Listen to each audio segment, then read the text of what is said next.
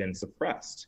There's a lot of really, really messed up things that have been going on in the cannabis industry since the pandemic. There's been a lot of good things that have been happening in the cannabis industry since the pandemic began that have been ignored as well. So what I've been able to do, I was with Canna Gather on the digital side for 90 days. And Josh, my partner, he couldn't bring in funding. So we ended up shutting down.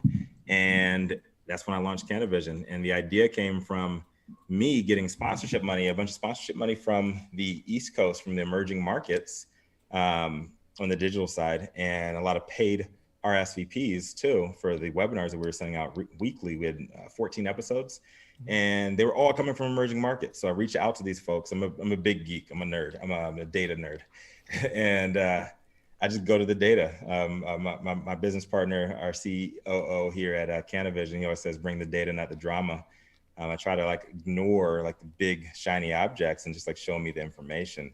And the money was coming from the East Coast. The money was coming from emerging markets. And I reached out to them for the qualitative side of that. So the quantitative side was already done. The qualitative side, like, what made you guys like contribute to me? I've never seen you guys. Didn't know. The emerging markets needed a bigger platform, and there's no events going on, which was my industry before. So I was able to convert that mindset into the digital lane. And that's where Cannavision came from. So here in Los Angeles, we are at Infused Digital Studios out in Los Alamitos. So it's maybe like 30 minutes outside of the epicenter of the city. And great shop here, world-class team, and just teamed up with them. This is gonna be the hub where we have all the shiny object things that attract everybody else. And we're gonna be sprinkling in micro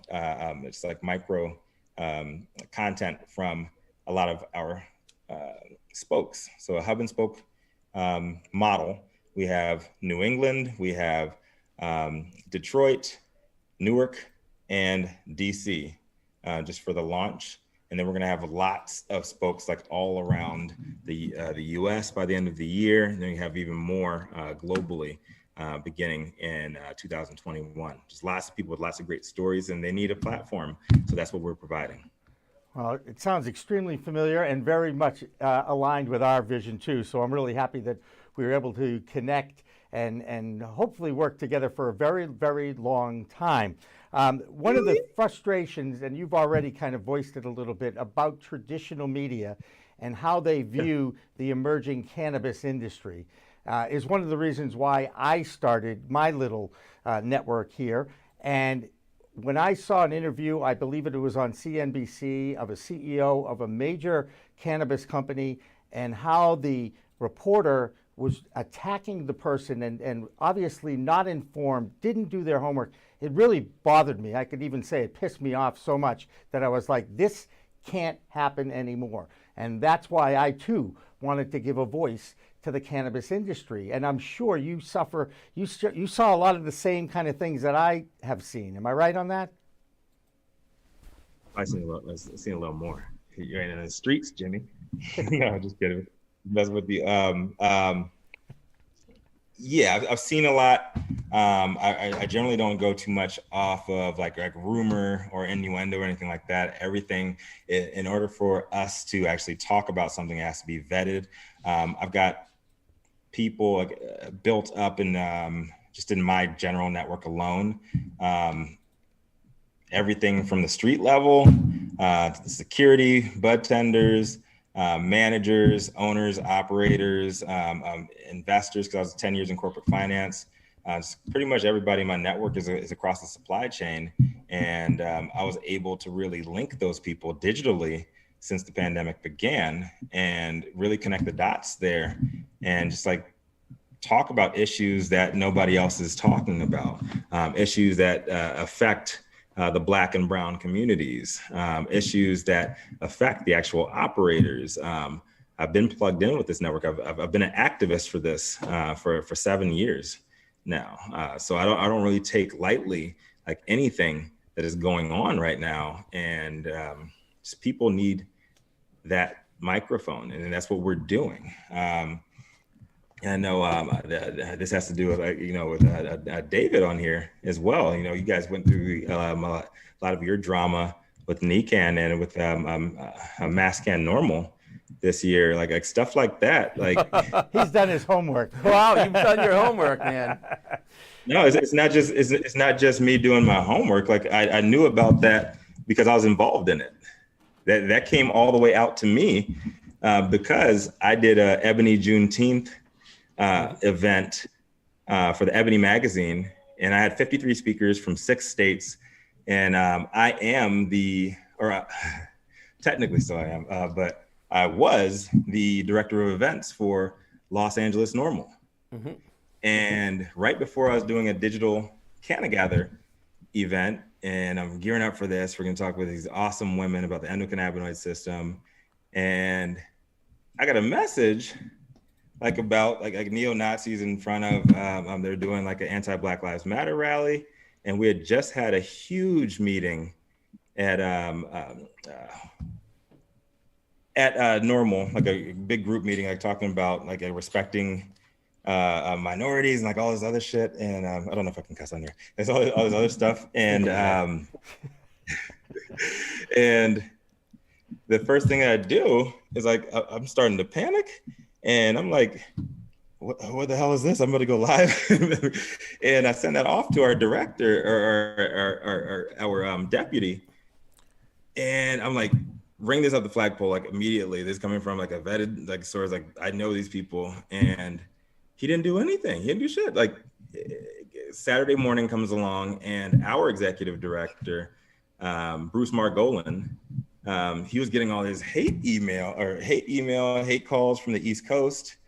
And Ian Rassman, he called me. I was like, "Oh shit, Rico, I forgot to send your email. What you're saying is happening." I told him this on Thursday. This anti-Black Lives Matter rally was going on Saturday morning, so now they're in panic mode, and I was pissed. I was legitimately pissed. This activist organization didn't act when time came, when push came to shove. And we rang it up the flagpole, and we still didn't hear anything back from Jen Michelle and Eric Altieri, like the top of Normal, by Sunday. And so that's when like the real activist came out of me. And I started like asking people like, is this true? Like what the hell is going on here? And like, yeah, it's not just me doing my homework. Like I'm very, very connected like in the industry, and they know that I can get like the word out about stuff like this.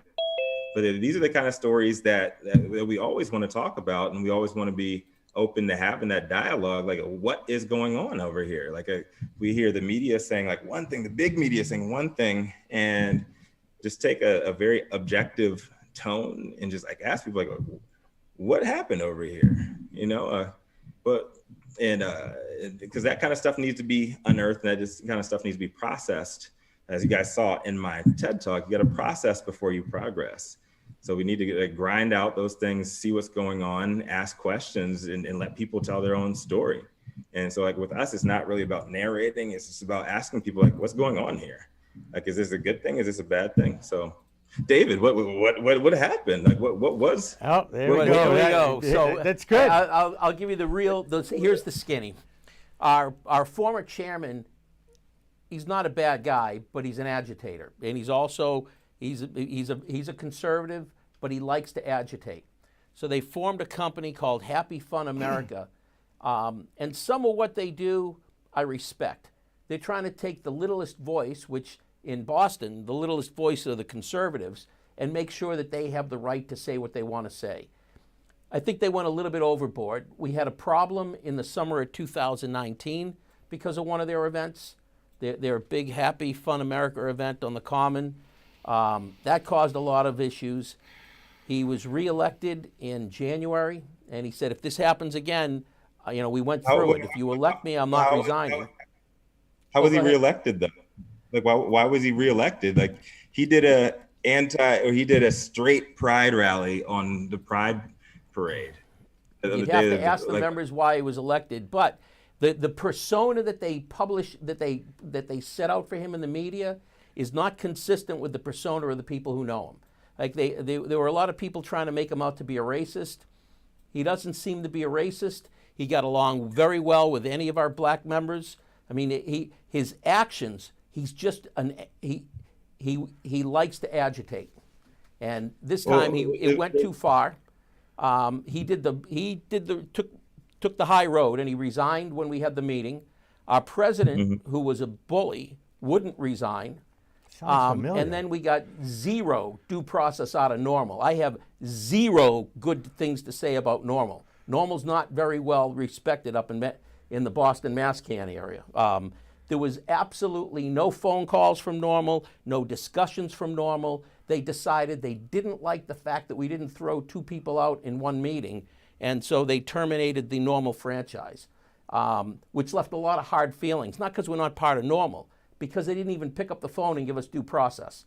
But you guys had neo-Nazis on your board, and this guy was like reelected, and he's putting out all of this like neo-Nazi like hate speech online. And then then the president was actually kicked off of every major social network like for saying racist things too. So you guys had these people like doing all of this stuff, and so you got to see, like, for me being on the other side of America and hearing about this, me being an actual activist, you know, like I'm going to act when I see stuff like that go down, and all it would have taken from Normal's top brass was them addressing it and making a statement from their Twitter account, from their Facebook, like saying something.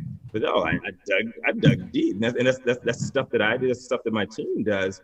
And no, it's just, it wasn't a small issue. Like, he was goose stepping in front of the police department, and it's not just agitating either. Like, when you're going out here and you're putting this person at the top of your organization, that represents your whole team, your whole organization. That's why we got rid of him, right? That it was. But you guys reelected him. You were part of that team that reelected him. I was part of the organization when he was reelected. Let's make sure. You voted for him. The votes are public. The votes are public? Yeah, no, they were all public. Yes, they were. You can even see it. Like, you can even see these votes. Everything that's done within Normal, like all of the votes, like all of that stuff is always public, and it stays online. That may be the case with Normal, not with Mass-Can. All the votes are done in secret. They're secret ballots. We go in a back room and we count them. So with this last one, they were showing all of the votes. On the last, and it's recorded how everybody voted. That's news to me. And I can tell you on any of this last one, I was not voting for either of those two. I was leading the charge to have them removed.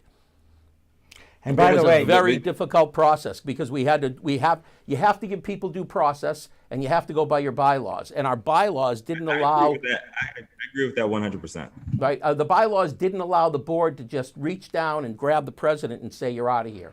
A member-elected individual has to be removed by the members. That was a difficult process to get through over the summer. Yeah. Hey, Rico, I will say this in David's defense here.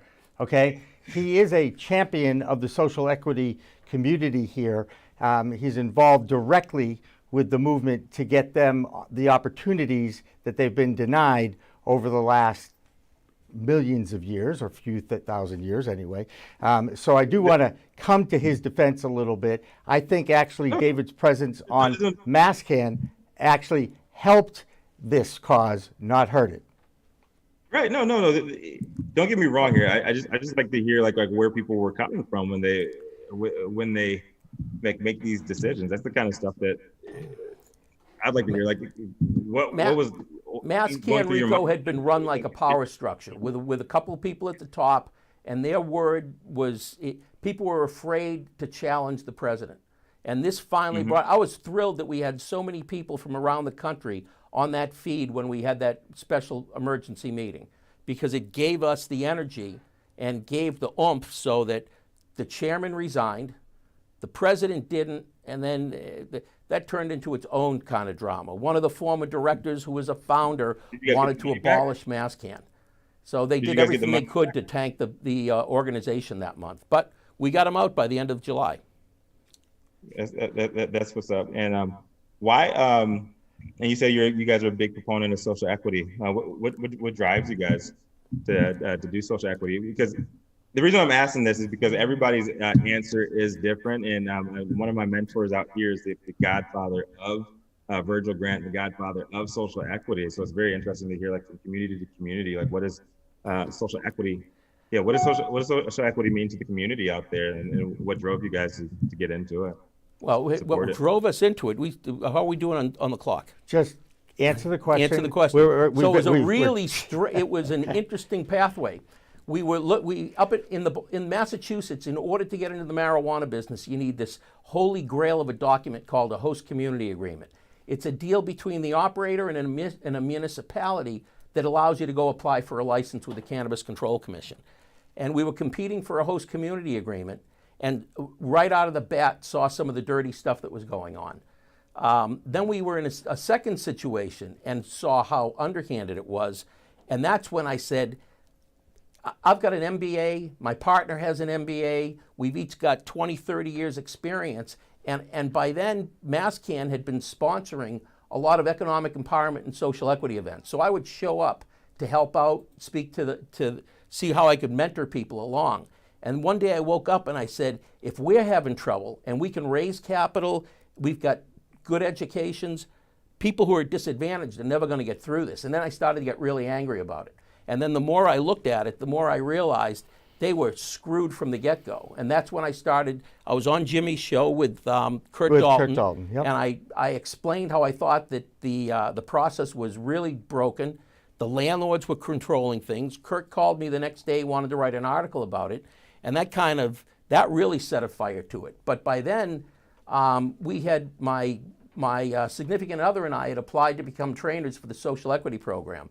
So we were really, it was one thing after another that got us deeper into it. And then the more people I met, the more energetic I became about trying to help them. So I do a lot of mentoring. Like if you were to survey the Massachusetts social equity crowd, most of them know who I am, and most of them have my phone number, and they're not at all bashful about texting or calling. And about half of them are on hold coming into the show over the next hour or two, I might add, Rico, because we are giving them a voice on this show on a somewhat regular basis. So, that is awesome. No, yep. It's very awesome, and I'm a huge supporter of the philosophy behind social equity, and then and I'm part of the community that has been affected by the war on drugs. So it's just very interesting to see for me how social equity pops up in other places, what the ethos behind that is, and because it's always different. That's why I love what I do. I just love hearing everybody's story coming into the industry for the plant. I think it's the most beautiful thing ever. Like, you can have people from every single background come in, and this plant really brings people together. Yep. And social equity, where I think that it's failing nationwide, and what's going on out here in LA is huge. And hopefully those dominoes, it won't be just like a stack of dominoes for the rest of the social equity programs, because it began here, and they just took away the licenses overnight that were promised to a lot of social equity applicants here in Los Angeles. And we see a lot of these other social equity programs going up, and then there's dipping and just like disappearing. Right. So I just hope it doesn't become 40 acres and a mule. So it's pretty cool that you guys are doing that. Stick with us, Rico, for the rest of the show, because at 4:30. So here's what social equity. Jimmy's going to try to reel me in. And No. Hang on a second. We can talk. This is live, right? Okay, and I'm going to call an audible as the executive producer of the show. Okay. Rico, can you stick around for a while and join some of the people that are calling in? Oh yeah. You have to go. Oh yeah. You sure? No, I have to go. Yeah, I have to go at by 2 o'clock. By 2 o'clock. That's 5 o'clock. Great. We'll have them for the first half. That's cool. We're going to get you on our panel on. That's right. We're basically throwing the plan format out the window, and that plan. But there was no plan. Well, we knew we were in trouble right off the bat. But you got to pivot. That's right. It's all about, and this is what happens with live sometimes, and we have a great hot discussion going on. The other thing, Rico, I think you need to understand is recently in Massachusetts, they have given social equity applicants a great opportunity to grab the delivery licenses now. Right, but And hang on, don't. that's what we're gonna talk I know about. we're going to talk about that, but now I have to ask Dan because he can see who's on hold and see if we can bring some people in. Yeah. So Dan, We were Well- supposed to have Frank Siegel. No, we got. is he on the? Is he there? Frank is no longer waiting. Okay. Morris is though. Okay, who is? It was supposed to be Frank and Morris, right? No, No, no, no, Frank no. and Scott. Just who's time who's is it just now? answer the question. Morris, Aaron, and Todd. Okay, bring them all in. Morris, Aaron, and Todd. What time we have? It's right there, 4:33, 4:33. which is Oh, we blew Eastern past now, time. 4:25. Right? Okay. Okay. Yeah, don't worry about Jonathan Edwards and Shanty. Good. After this show, I'm totally going to sing that song. Okay. Okay? So, Give No, this- Dan a uh, few minutes. okay. So Rico, you've totally upended our show here, which I love, because that's really what live streaming should be, and I love that, by the way, and that's what we want to do here. It may drive my studio director out the window, but that's okay. He's all right, you know. I told you, Jimmy, I got tentacles everywhere, man. I've before I was like a public person, like I was working with everybody. I'm a nerd, man. I've been on the data side and I've been helping people in this industry for years upon years. So like, I was like, yeah, David, Rico, I would never, ever describe you as a nerd. Okay, you're one of the coolest guys I think I've ever met. You're so comfortable with your whole life story. You're sharing it with the I world. got glasses on today, man. Come on, dude. Now we've got something that I know that Dan's going to kill you after this show, David, but that's all right. As soon as we can, we're going to welcome in some of the other participants that David has lined up for this talk segment. And I think this would be a great opportunity. I know I'd love to introduce you to Aaron Goines, who I can see over there. And David, who else do you see on the screen that's waiting for us? So we've got Morris, we have Todd, we've got Aaron. Chris should be joining us shortly. Oh, great. Oh, God. So we've got. You've totally blown this up All now. right, so now let me. So Rico, I'm going to give you a quick introduction. Go ahead. On your left, just below you, is Aaron Goines. Aaron is a former Wall Street derivatives trader from the Massachusetts area, moved back here when he decided he didn't want to just move paper around, and he is putting together a great cannabis operation. In addition, Aaron, besides being a really sharp guy and articulate, he's the person who led the charge with the Cannabis Control Commission to explain to them that when the delivery model came out in Massachusetts, it was like Uber Eats, and that nobody was going to make money on the delivery people. They were never going to create wealth. Licenses wouldn't be worth a lot. They were going to go out of business Right. if they kept that model together. Okay. The Chris Febvre, who will be with us shortly, started MCAD, the Mass Cannabis Association for Delivery, I believe it stands for. Okay. Morris, who's just below you on the screen, is part of that.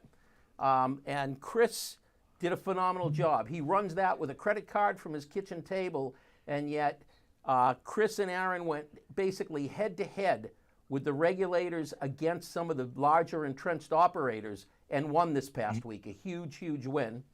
Todd Sullivan is the co-CEO of Cannapreneur Partners, great firm focused on investing in cannabis. And Todd's going to give us some insights as to what he thinks, based upon what happened this past week, how it's going to impact the overall market for brick and mortar, as well as the value of cannabis licenses and what this could do for other states. So now, David, call on one of your guests to comment on what they've heard over the last few minutes on our show. I'm also We'll training start him. Okay. I'm also training Morris. David to take this over. Let's start with Morris. Okay, Morris. He's new to us. Well, I'm at a thank you for having me. I'm at a super disadvantage because I actually couldn't hear the show just before jumping in. All right, that's okay. Don't That's all worry. Tell us a little bit about your background, and I'm guessing if you're part of the delivery world, he's happy, yes? He's got to be happy. Absolutely. So my background actually is I founded a website for credit union marketing professionals back in the days when social media was very new. So that's been a fascinating journey. And then about a year ago, I started to pursue a retail store in Massachusetts, hit a lot of dead ends, but have actually, am now in the process of designing a Canna retail store in Lewiston, Maine. Lewiston, Maine. Hey, come on, you got to Camp say it right. Kingswood. No. I worked in Maine. Royston, Maine. Yeah. Lewiston. I worked in Maine. I'm from away. I will admit I am from away. Okay, that's all right. It's all good. It's a great. The state of Maine is going to have a great run in the cannabis world. They just launched their retail program, and so far so good up there. Although they have a supply issue, as you can imagine. Every state that opens up adult use rec seems to go through a supply issue. Right. All right, who else do you got? Aaron. Aaron Goines. Bring Aaron on. Aaron, have you ever met Rico? Comments. What? That's Aaron right there. Right. Okay. Hi, Aaron. Hey, how you doing? There we are. So, have you ever met Rico Limit before? I have not, but I actually just sent him a Facebook request. Good. I think you guys would have a lot to talk about for sure. Why didn't you ask me if I had ever met Morris? Okay. Well, good point, Rico. You get 2 points for that. Actually, I'm going to give him 2 points. Hey, Rico, have you met anybody? I don't know what you can see, what you can't see. We're kind of flying a little blind here, but we're doing the best we can. And I'm also trying to help David try to organize this whole thing, which is a challenge. All right. So may I suggest that you call on someone? Well, why don't we just start to get some discussion going? Oh, boy. Yeah. All right. So, how about, Aaron, give us an overview of what took place with the Cannabis Control Commission and the real significance of it to social equity and economic empowerment. Good job. Okay, if we could just start back, I guess, from the beginning, this really started with the LDL model, or limited delivery model, which is now being called the courier model. And the whole reason with that is that I remember this was back in June or so. Morris posted all the expenses of what he believed it would take in order to run a delivery operation. And my wife's a CPA, we were doing extensive modeling ourselves. We had 20, 30 spreadsheets going here, vertical lookups, all types of stuff. And we already knew that it wasn't viable. And then we saw Morris make that post. And it was he had a good model there, but we knew that ours was more extensive. So we said, you know what, let's reach out to the Cannabis Control Commission because we have a moral obligation. We just saw that there was just no way possible that any SC was going to get ahead of their cash burn, and they would be rendered bankrupt within 6 months from our analysis. So we started pitching the commissioners, and I put forth the economic theory of mine at the time that, listen, none of the dispensaries were willing to engage in negotiations, non-predatory negotiations with social equity participants, and they need to be a little bit more inspired. So how about we actually create a wholesale model of which that would allow social equity participants to be able to purchase from cultivators directly and mark it up accordingly and keep the spread. And I said, listen, once you actually have that model and create another front for brick and mortar retailers, they already have to compete against other brick and mortars. And now let's create another model called wholesale delivery. Perhaps they are going to be a little bit more inspired to engage with social equity. I get the independent dispensaries may not have the margins to give, but there are a whole host of fully integrateds in this space that do have the margins. However, what we found out is that many of them prefer to own it outright. And so what we found is that they were willing to wait out the exclusivity period at that time, which was 2 years. So we also pushed for, you know what, let's put even more pressure on them and inspire them even more. And let's extend this exclusivity period. And thankfully, the commissioners agreed with our analysis, agreed with our economic thesis, along with Morris and Chris as well, and Devin, and they adopted pretty much everything that we suggested. And in my opinion, it's probably one of the greatest victories in social equity history in terms of the entire country and what we've been able to accomplish. And one last thing, because I want everybody else to speak. When we talk about social equity, one thing that really bothers me the most is that the commissioners really gave a valiant effort with the courier or limited delivery license.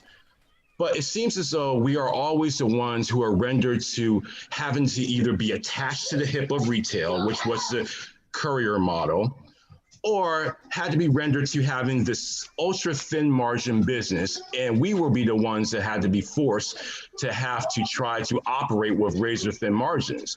And I thought it was a great step forward in terms of equity that we now have a license that we can participate in this market and have a chance to create generational wealth for ourselves and our families, just like any other license.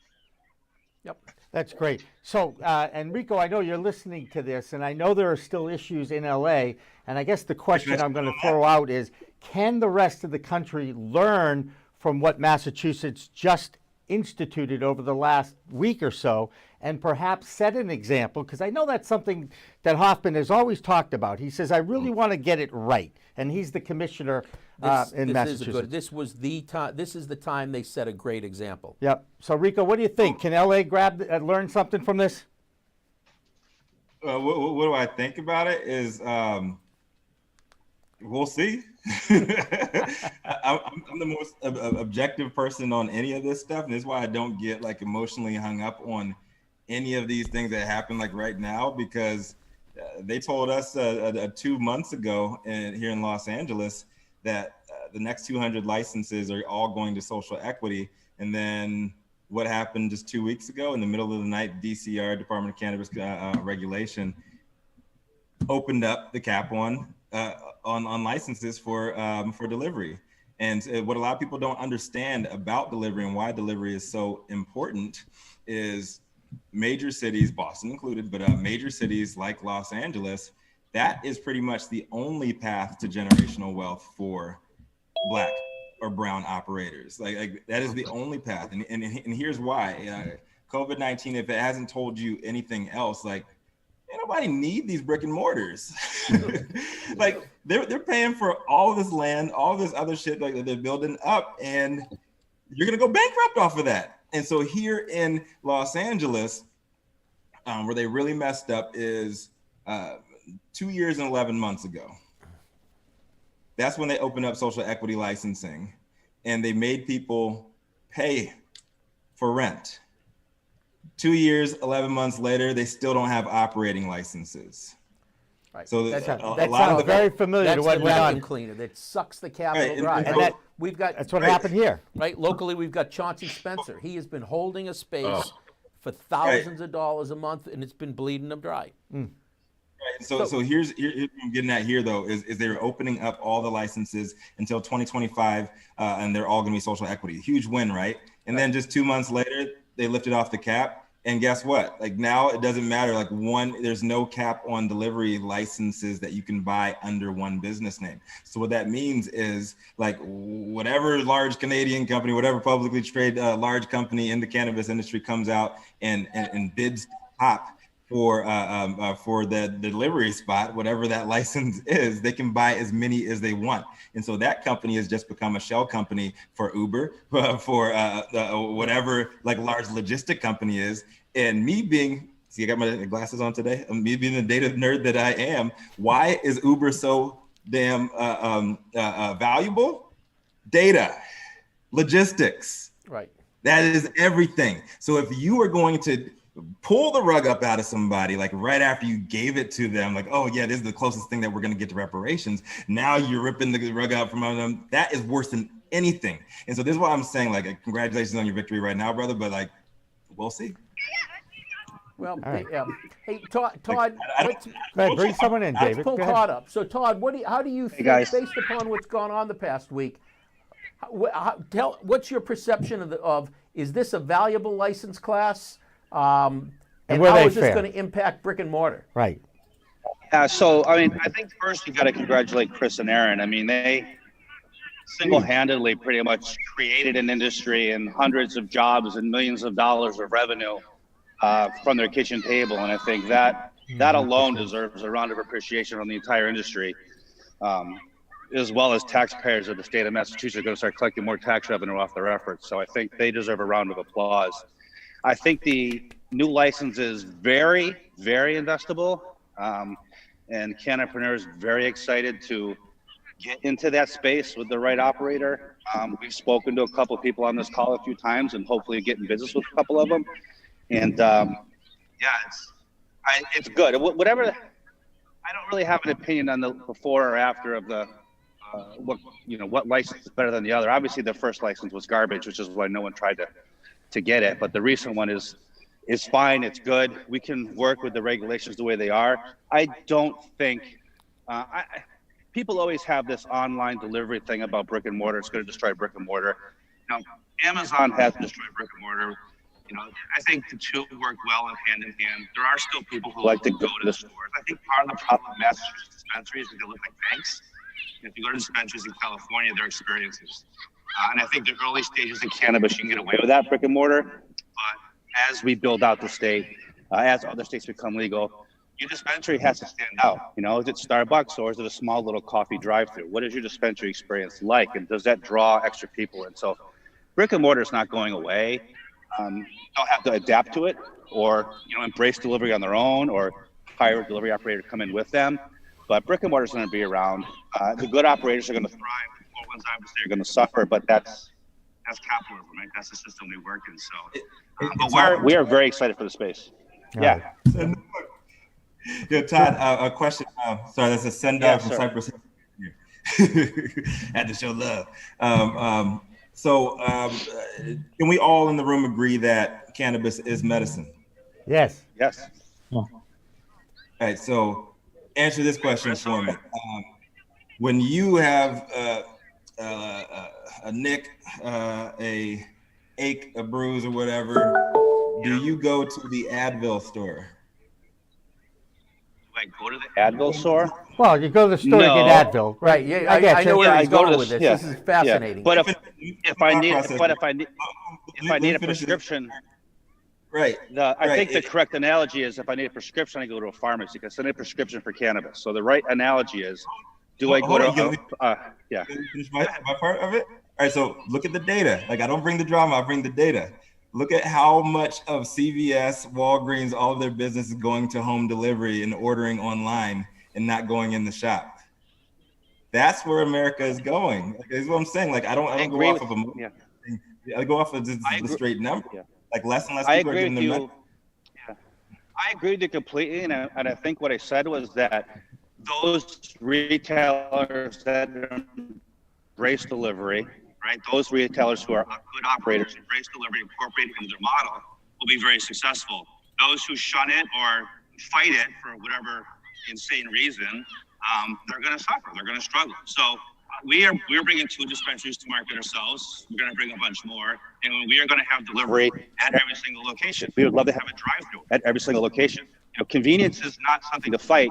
Convenience is something to embrace. And the more convenient you make purchases from your dispensary, whether it be drive-through, delivery, or in person, whether it be Anna machines which do it touchless, or whether it be a bud tender, you embrace all of them to expand your business. You can't solely do one or ignore the others. I think it's a whole theory and a whole process in which you do it.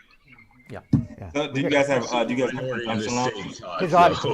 Todd's audio on his phone is very difficult to hear, so we're gonna. Ari, I'm at a soccer field. Okay, well, there it is. I think it's maybe the wind was hitting it. Yeah, but it was difficult to hear you. Go ahead, did Chris David. just join us? I'm here. Hey, Chris. We were singing your praises, man. You should have been on a few minutes earlier. I heard Todd say some very kind words. But yeah, no, glad to be here. I guess should I do an introduction? Grant also joined right after me. Yep.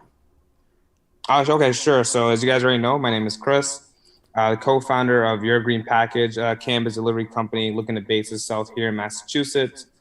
Besides Your Green Package, I'm also the president of the Massachusetts Cannabis Association for Delivery.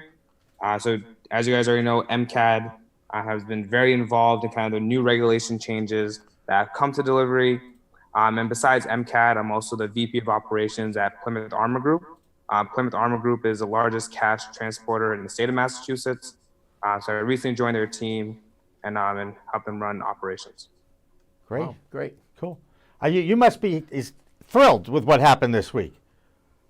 Yeah, I think it's a great win for the little guy. There you go. Look at the smile.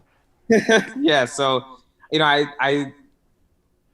a win. Obviously we didn't get everything that we wanted, but I think it's politics and that's fair game. I think we'll continue to fight for those things and continue to fight for equity moving forward.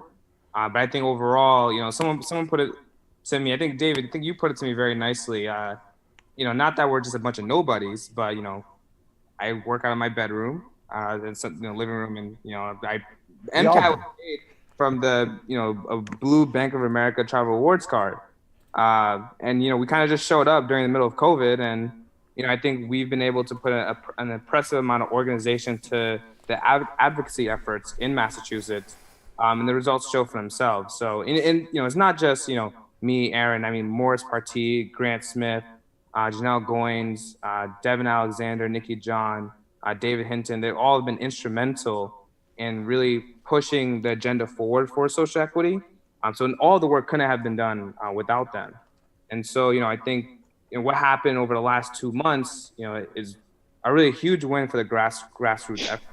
And overall, I think when people talk about, delivery and retail are working together, I really look forward to those opportunities. And I think a lot of other SEs that you do. But yeah, we're going to keep fighting for social equity, keep trying to move the bar forward. And so yes, I'm pretty happy with things that have happened over the last 2 weeks. That's great. That is good. So Rico, your reaction again, I got to ask, I mean, do you think now that you've heard some of these testimonies and some sound bites, if you will, some input from some of the local Massachusetts people, do you think that the rest of the country can learn from what happened here in Massachusetts? Like I said, I've been in this game like way too long to get excited or get too upset about anything. Like, I think it's a great victory right now, but I'm like, we'll see. Like, we will see. Like, you open up like a cannabis legalization, and you try to push out the people who built this industry, and that's what continues to happen, like time and time again in this country. And I think what we're seeing right now, especially in Los Angeles, where social equity actually born, is this is turned into 40 acres and a mule. And I think like the further you look down the chain of command legally, just like look at that, man.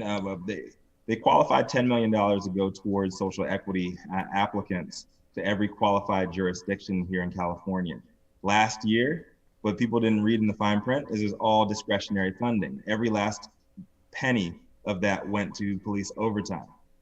Like, they write loopholes into these laws when they're trying to, they say that, oh yeah, I did my part. Oh yeah, oh, better luck next time. Like, no, we're going to prison. We're going to straight jail. We get pulled over when we should be pulled over. And that's not me just saying that from an emotional place, because it has been me. That's me showing the data that supports that. Right? And so if the data supporting this in time after time after time, these legislators have given us a little bit, and then they take it all back again, and then they give it to people who are more melanin deficient, if you will. they give it to them, and they give them a better opportunity. Like, that's the kind of stuff that I want to talk about. Why is this happening? I'm not saying, like, I'm no longer at a point where I'm just like yelling and all mad. And I'm an activist. I've been an activist like for years upon years, but I'm past the point where I'm in the streets like tearing shit up. Like, I'm not gonna do that. Like, I'm gonna ask questions like, what is the thought process that goes behind that? Like in mainstream America, if everything's going this way, like, why are you not giving jobs to these people, or why are you not giving opportunities to these people that are going to shoot a duck, right? Are you going to shoot in front of the duck where the duck is going? Or are you going to give, oh, we're going to have this where we're already moving forward? And so those are the kind of conversations that I love having, just to hear where people, what their thoughts on that, because there's no right or wrong answer.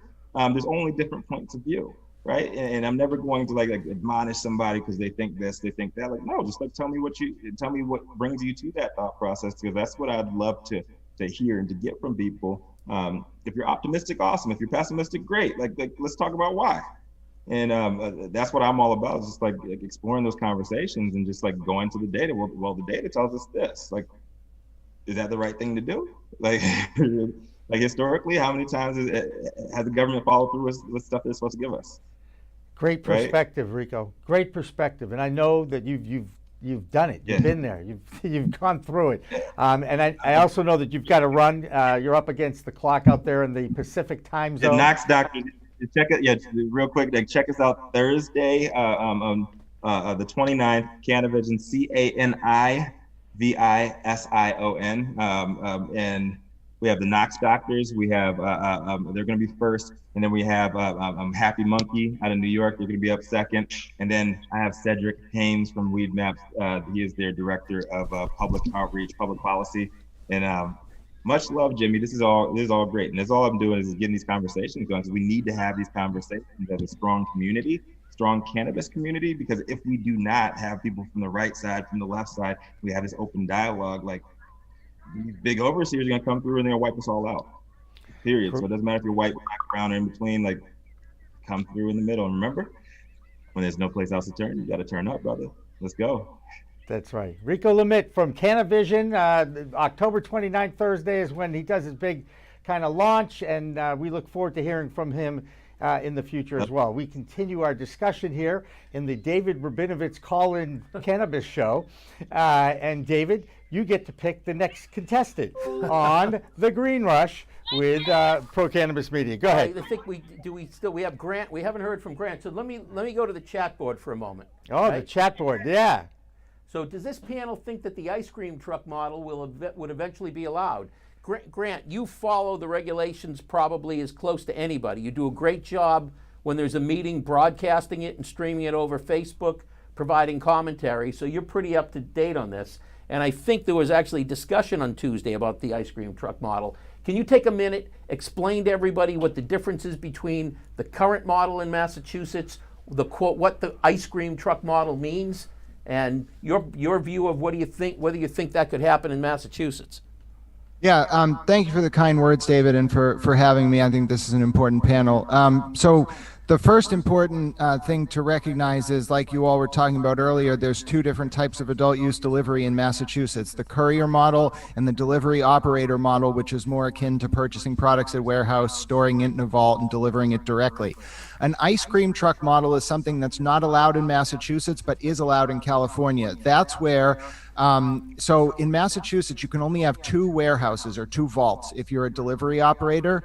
And an ice cream truck model would be where you predict where your orders are going to be, preload your vehicles, and send them out into the state. Massachusetts does not allow that, and the commissioners were unanimous in their decision about not allowing that because they worried it would lead to monopolization.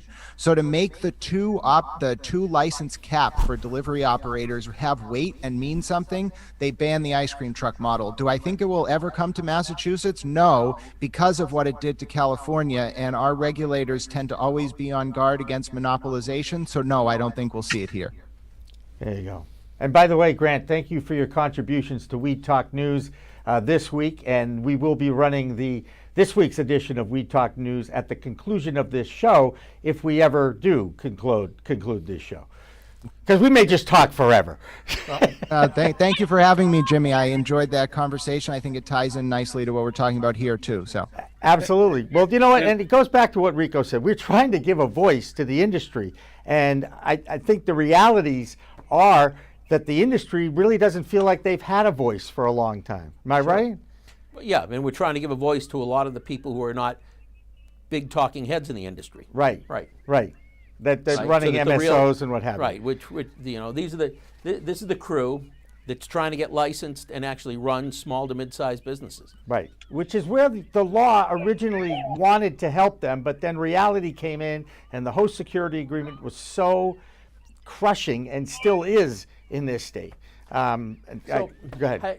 Has anybody had any experience with municipalities and how welcoming or cautious they are with respect to these new home delivery models?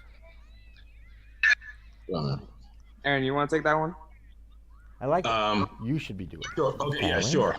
No, I just grab it. Yeah, for the particular town that we're going to be out of, I actually had conversation with them last week. A certain collective of marijuana entities has been attempting to preemptively poison the well of many towns by feeding them monopolistic and protectionistic talking points on why wholesale delivery would be absolutely catastrophic for the municipalities. And actually, they've been able to, quote unquote, garner the support of municipality associations. I apologize as I'm trying to not get sued by saying specific organizations or entities out there. Hopefully you guys connect the dots with what I'm trying to say here.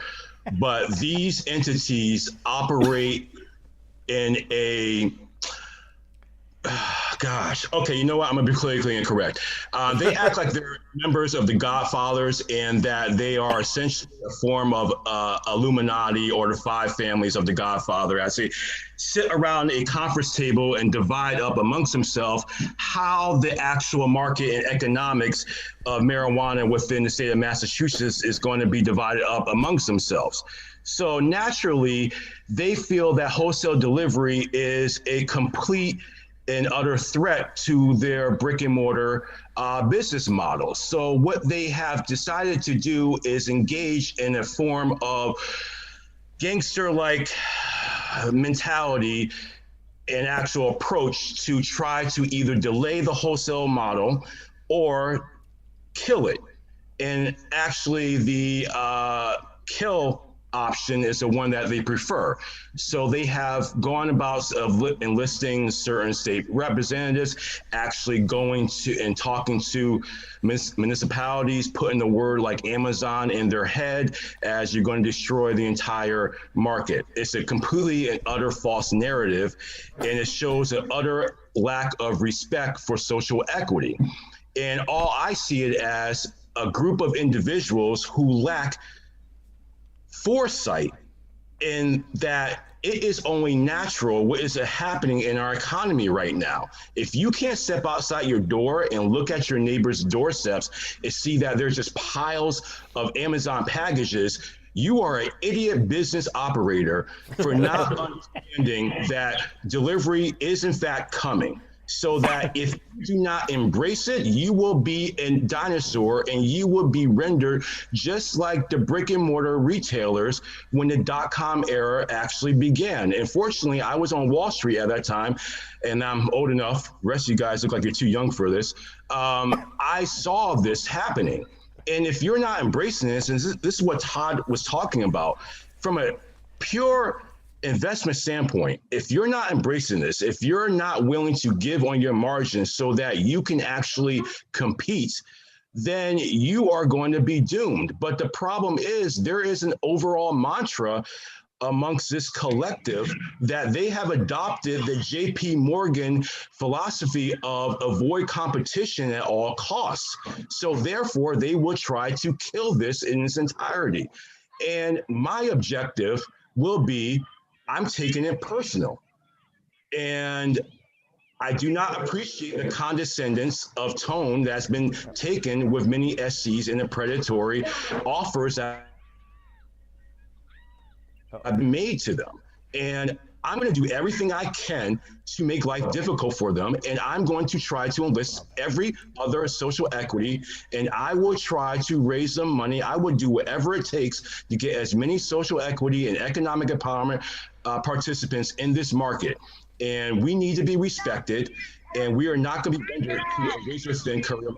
I apologize for my soliloquy, but you can see the emotion in me right now, and it just utterly pisses me off. And I work with Grant, Chris, and Morris, and David, and you know how I feel about this. I never wanted to be an advocate, but when I saw what was happening to SEs, it just, for lack of a better term, just pissed me off. And I'm still continuing to this day to be pissed off after what has transpired over the past 2 weeks during the open public comment period, and what I've seen the behavior of many operators in this space, and their collective is utterly disgusting. And at a very minimum, they have an absolute bias to social equity participants. Can I ask a question? I'm sorry, I called it for what it. Can I ask a question, Aaron? Is the reason they want to kill the wholesale delivery model because they would be able to take over the limited delivery model if there was no competition? I'm just trying to wrap my head around this. Thank you for that softball question there, Grant. I really appreciate it. Absolutely and utterly true. And I will give you I will give you examples. Every SC has contacted me and given me the terms of their agreements, have told me everything. I won't call the word collusion out there, but there is absolute consistency in the level of predatory offers that are being offered out there. And what I've always heard from many of them is that they want to run out the clock for the exclusivity period, because once the exclusivity period ends, they can then own delivery in its entirety. And so all I am seeing here, and the data is there, the examples are there, of which I have forwarded to the CCC, and I hope it blows up every one of their operations for what they have tried to do with 9.9%. We want half of your board seats for 9.9%. Get out of here. We're not going to give you any monetary compensation for the 9.9%. We'll help you with your ACA. We'll grab your hand. We'll introduce you to the town administrator. Give me a break. No. Sorry for the colloquy. No. Hey, Okay. Aaron, I love how passionate he is. Yep. Who do you want to No, bring somebody. in? I think somebody was about to make a comment. So as someone who in both invests and operates, I look at it a little bit differently. If they don't want to embrace delivery, as someone who's going to embrace it, both as an investment and in my own dispensaries, I say great. Let them not embrace it. Let them try and stand in the way of it. It's going to steamroll them, and they'll be looking back 3 years and they'll say, "Oh my God, what did we do?" I will happily give up 5-6% margin points versus $1 million or $2 a year in delivery sales. Thank you, Todd. You are actually a minority in the Massachusetts industry, and I've already looked you up. I know your background. I've been on Wall Street for many, many years, so I understand what you're doing, and you see the bigger picture in this. So I can see why you will embrace this, but there are many others here who don't have the foresight that you have. The only comment I make, and I think the only part we might disagree on is, when you're making the investment into any business, whether social equity or not, it's a significant financial commitment on whoever's helping you back that business. If they're limited to 9.9% ownership, sometimes you may be bringing $1 million plus to this deal, right? $1.5 million, depending on what you're building out or how big you're going. Board seats aren't necessarily a way of control. It's more a way of mentoring and just keeping track of what's going on and being able to help. If something, because if we're being honest, a lot of social equity candidates don't have connections. They don't have the business background. This may be their first business for a lot of people. Right. So as an investor, if I'm coming in and I'm bringing you $1 million to open your business, I just want to be able to monitor it. And if I see something going off the rails, I may, or my board members may notice it before you do, and we can correct it so we don't get into bigger trouble later. I look at board seats as mentorism and just be able to keep track of it and to help the entrepreneurs succeed, because I'm not backing you if I don't believe you in the first place. Right? I'm not giving you $1 million to open a business if I think, hey, you know what, maybe he'll do it. I mean, I've spoken, I'll be honest, totally transparent. I've spoken to Chris on this phone. We would back Chris in a heartbeat. Chris is going to succeed whether Cannapreneur backs him or not, because he just has his stuff together, to say it nicely, and he's going to be successful because he's got that drive, determination. He's a smart person. But that being said, maybe he hasn't run a business, and there's things that happen in business that unless you've been in the guts of it, unless you've been doing it, you might not realize it's happening until it's too late to fix. And I think having board seats is a way to kind of help that and steer that ship in the right direction when it starts going off. So that's, I think, the only place we kind of disagree. And as far as them trying to ban regulation and stuff, I mean, that trade's gone. Let them stand in the way, let them ignore it, let them try and do it. And the rest of us just going to roll right past them in a couple of years. So I look at it, someone's always trying to wreck my business every day, whether they're trying to compete with me, do a better job, build a better dispensary, do delivery, stop, whatever they're trying to do. Someone's always trying to take my business. This is just another way they're doing it. And if they want to do it in a dumb way like this, God bless them. Let them do it. And the rest of us, we'll just roll. I can agree with you on that, Todd, and I really do appreciate it. I agree with almost 99% what you're saying. The only point that we disagree on is I agree. A lot of SCs tend to have their friends and family as the board members, and as somebody who has been on countless number of boards, Yeah, I agree. That's stupid. I agree with you on that one. Yeah, A board really should be people- a board it should be people know who what can they're add doing. value. Not yeah, I Exactly. agree. A board, I agree with a that. real board adds value. A real board adds value. It's not a place to plop mom or dad or your cousin for an extra 10 grand a year in salary. If that's the case, that's not a board. That's just 5 guys want to hang out, have beer every Friday night, once a month, right? That's not a board of directors. A real board adds value. Would you say though that I'm hearing a number of entities who are requiring 9.9%, but they want half the board seats. And as you and I both know, a board is run by consensus. And that if someone half the board seats, all I need is to essentially sway one more board member, and I effectively have a form of control over that social equity participants' business. Now, I'm not saying that someone is not entitled to half the board seats, but in all my years of private equity, I've never seen many cases of half the board seats for 9.9%. That usually requires a lot more equity ownership at that level of indirect control. And, I don't know what your thoughts are on that, but I'm just seeing that as something that's really rampant. So, So my honest opinion is that this is probably a whole nother show at the whole 9.9% cap and how that ends up creating this issue, right? And that creates that issue because, again, if I'm bringing all the capital to build your business for you, I have shareholders, right? And whoever's investing has share. I'm not investing this is not coming out of my pocket. This is shareholder money. I have a responsibility to monitor that investment. And sometimes the rules create these issues. The rules create, every action has an unintended consequence. And I think this is one of the unintended consequences of that. I mean, Can I clear something up here? Because I think we might be operating on a misconception. The 9.9% is not a cap on ownership for non-SEs or EEs.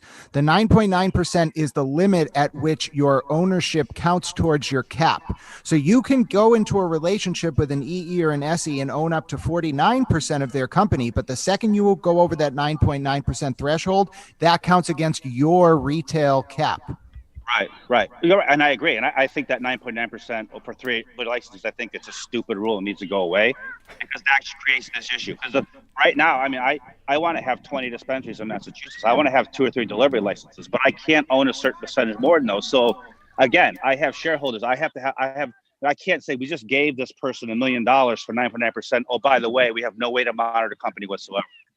That's not a statement many investors are going to want to hear, right? They're going to hear, what do you mean? So if this guy decides to do A, B, and C and runs it into the ground, our money's gone. That's a bad decision on my part, right? And again, I look at board seats as mentorship, direction. I don't look at this as a place to plop a cousin to earn money because that doesn't help my investment, right? Having my neighbor on a board of directors who has no business knowledge at all, that does not help my investment at all. So maybe it's different outlooks to different companies, different people, but that's how we look at it at Cannapreneur. Is that we're building something big by partnering with entrepreneurs, not taking over their business, not running it for them, but helping them run it themselves. And that's how we can do it is through board participation if we can't own over X amount. So, it's a regulatory creation of some of these issues that people are trying to solve. And I will grant you, many are trying to solve it disingenuously. But for those that aren't, it does create funding issues. It does create sort of issues with what you can and can't do. And I believe that we would get a lot more social equity funding if we kind of relax that a little bit. The money will come into the space because people want to invest in the space. We want to be in there. But there are times where you look at a deal and you say, I would love to do this, but the way this is structured, I can't make this investment. At what cost though? Look what happened in Pennsylvania, right? They didn't have that structure with the 3 license limit and a litany of companies got rolled up into a small number. It's the same thing as Bell Telecom consolidating after they tried to break them up. Right. So I think maybe there's a happy spot between 9.9% and complete ownership. Maybe 25%, maybe 30%. That makes the economics of the investment that much better and wouldn't require some of the other triggers people are trying to put in to watch it.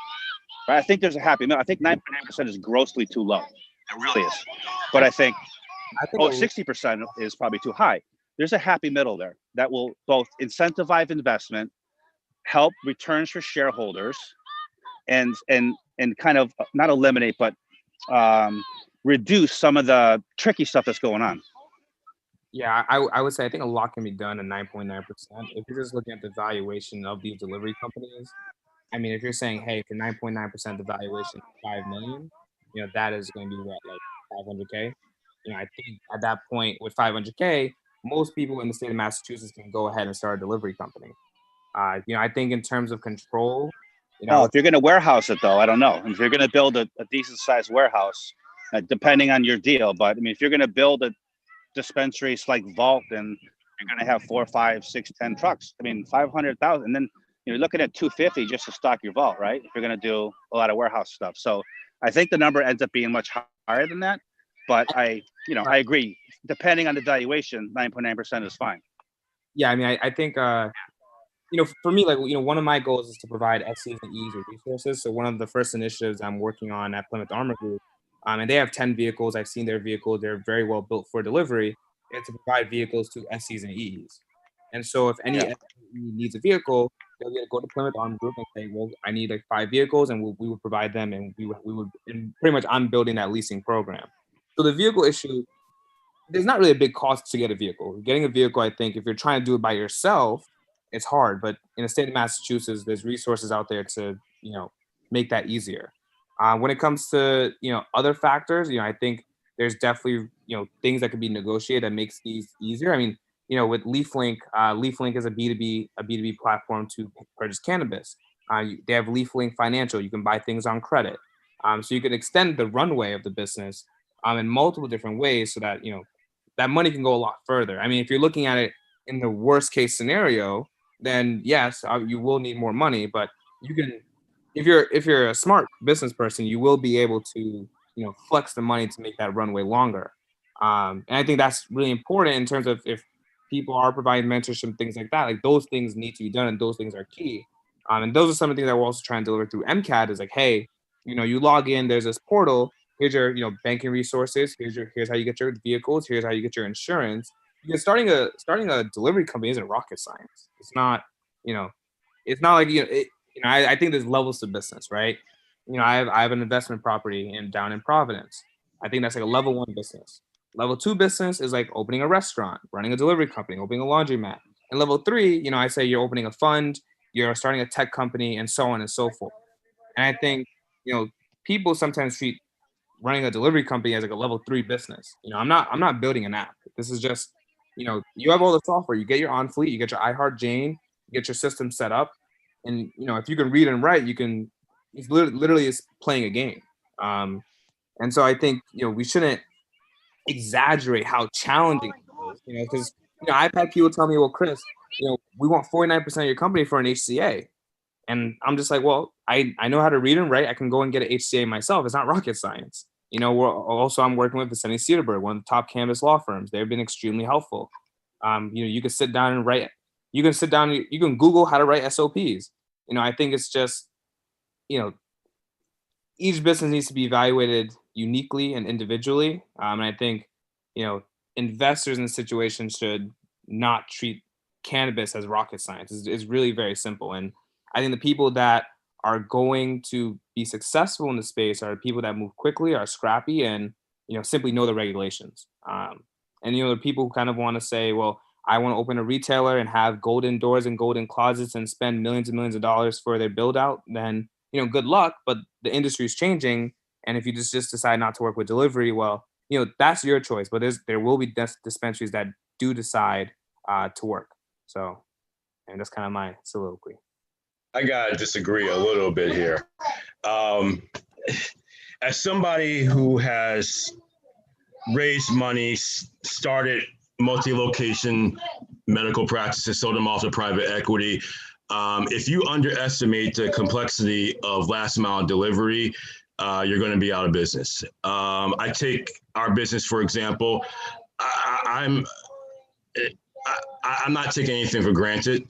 Our director of logistics has 38 years in logistics, last mile delivery, worked for Colgate, all the big people running their entire Northeast corridor.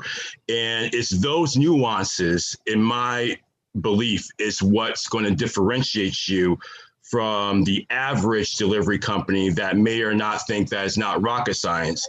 But the fact of the matter is, if you plan on being big in this space, which exactly we plan on being, you have to take account for those nuances, because those nuances account for basis points. And every nuance that I acquire is another basis point of margin that I'm going to get. And so I really want SCs to understand that this is business. And so you're going to have to adapt. And I agree, there's, you don't want to overthink it. But you have to understand that there's a certain level of game theory here, and you have to understand what the other competitors may or may not be bringing to the table. And so that you're going to have to seek out that level of complexity and understanding of the subtle nuances of delivery in order to get that competitive edge, especially once this becomes a little bit more saturated. But I do believe... I agree with you. I agree with you 100%. If it was easy, you and I wouldn't exist. Hey, Todd. Hey, Todd. I mean, I'm going to interrupt here. I've got a big mouth and a loud mouth, so I get to do this. First of all, Todd, what's the score of the game? It's 2-0. We're down. Thank you. You're all right, down. so you're going to rally in the second half. Look, I made Aaron problem laugh. is I'm a coach, and I'm not good. coaching right now, so I think that might be part of the problem. All right, David has a question for Todd, and then we're going to get a response from everybody in the forum, and then we're going to have to wrap up this forum because we do have another call at 5:30. Right. I know that. Fine. So Todd, just a quick question, totally unrelated to what we're talking about. Yes, sir. But what shows do you have on your calendar between now and the end of the year? What shows? Yeah, what shows? Cannabis shows, conferences, Webinars. In-person conferences. I don't think they're doing anything this year. Right. I would enjoy being on this several more times. Yep. And we probably have some self-produced webinars that we're doing. We're doing one in November about the health and positive societal impacts of legalizing cannabis in your state. Because the data right now is overwhelming on that. So that's our next one in November. It's all about data. Everybody, I can't tell you how many times I've heard that. Data. I know you have it's the only way to disprove the lies our government's telling us about cannabis. So. Facts. Well, that's just give them the facts. Facts become hard to overrun. Fact check, right? We need that fact check. Absolutely. Very quickly. All right, we're going to do a plug. Go ahead, David. Right? We're going to do a plug. We had one of our guests that, because of the energy of melding Rico into this panel, who we kind of kicked one of our guests out. But we had Frank Siegel from Burns and Levinson, who was going to join us. The 29th of this month, they have their 4th annual conference in Boston. It's being held virtually this year. They also have a Capital Connection program, which they're now just starting. They were great about reaching out and talking to us about the social equity program. A lot of social equity applicants have applied for it.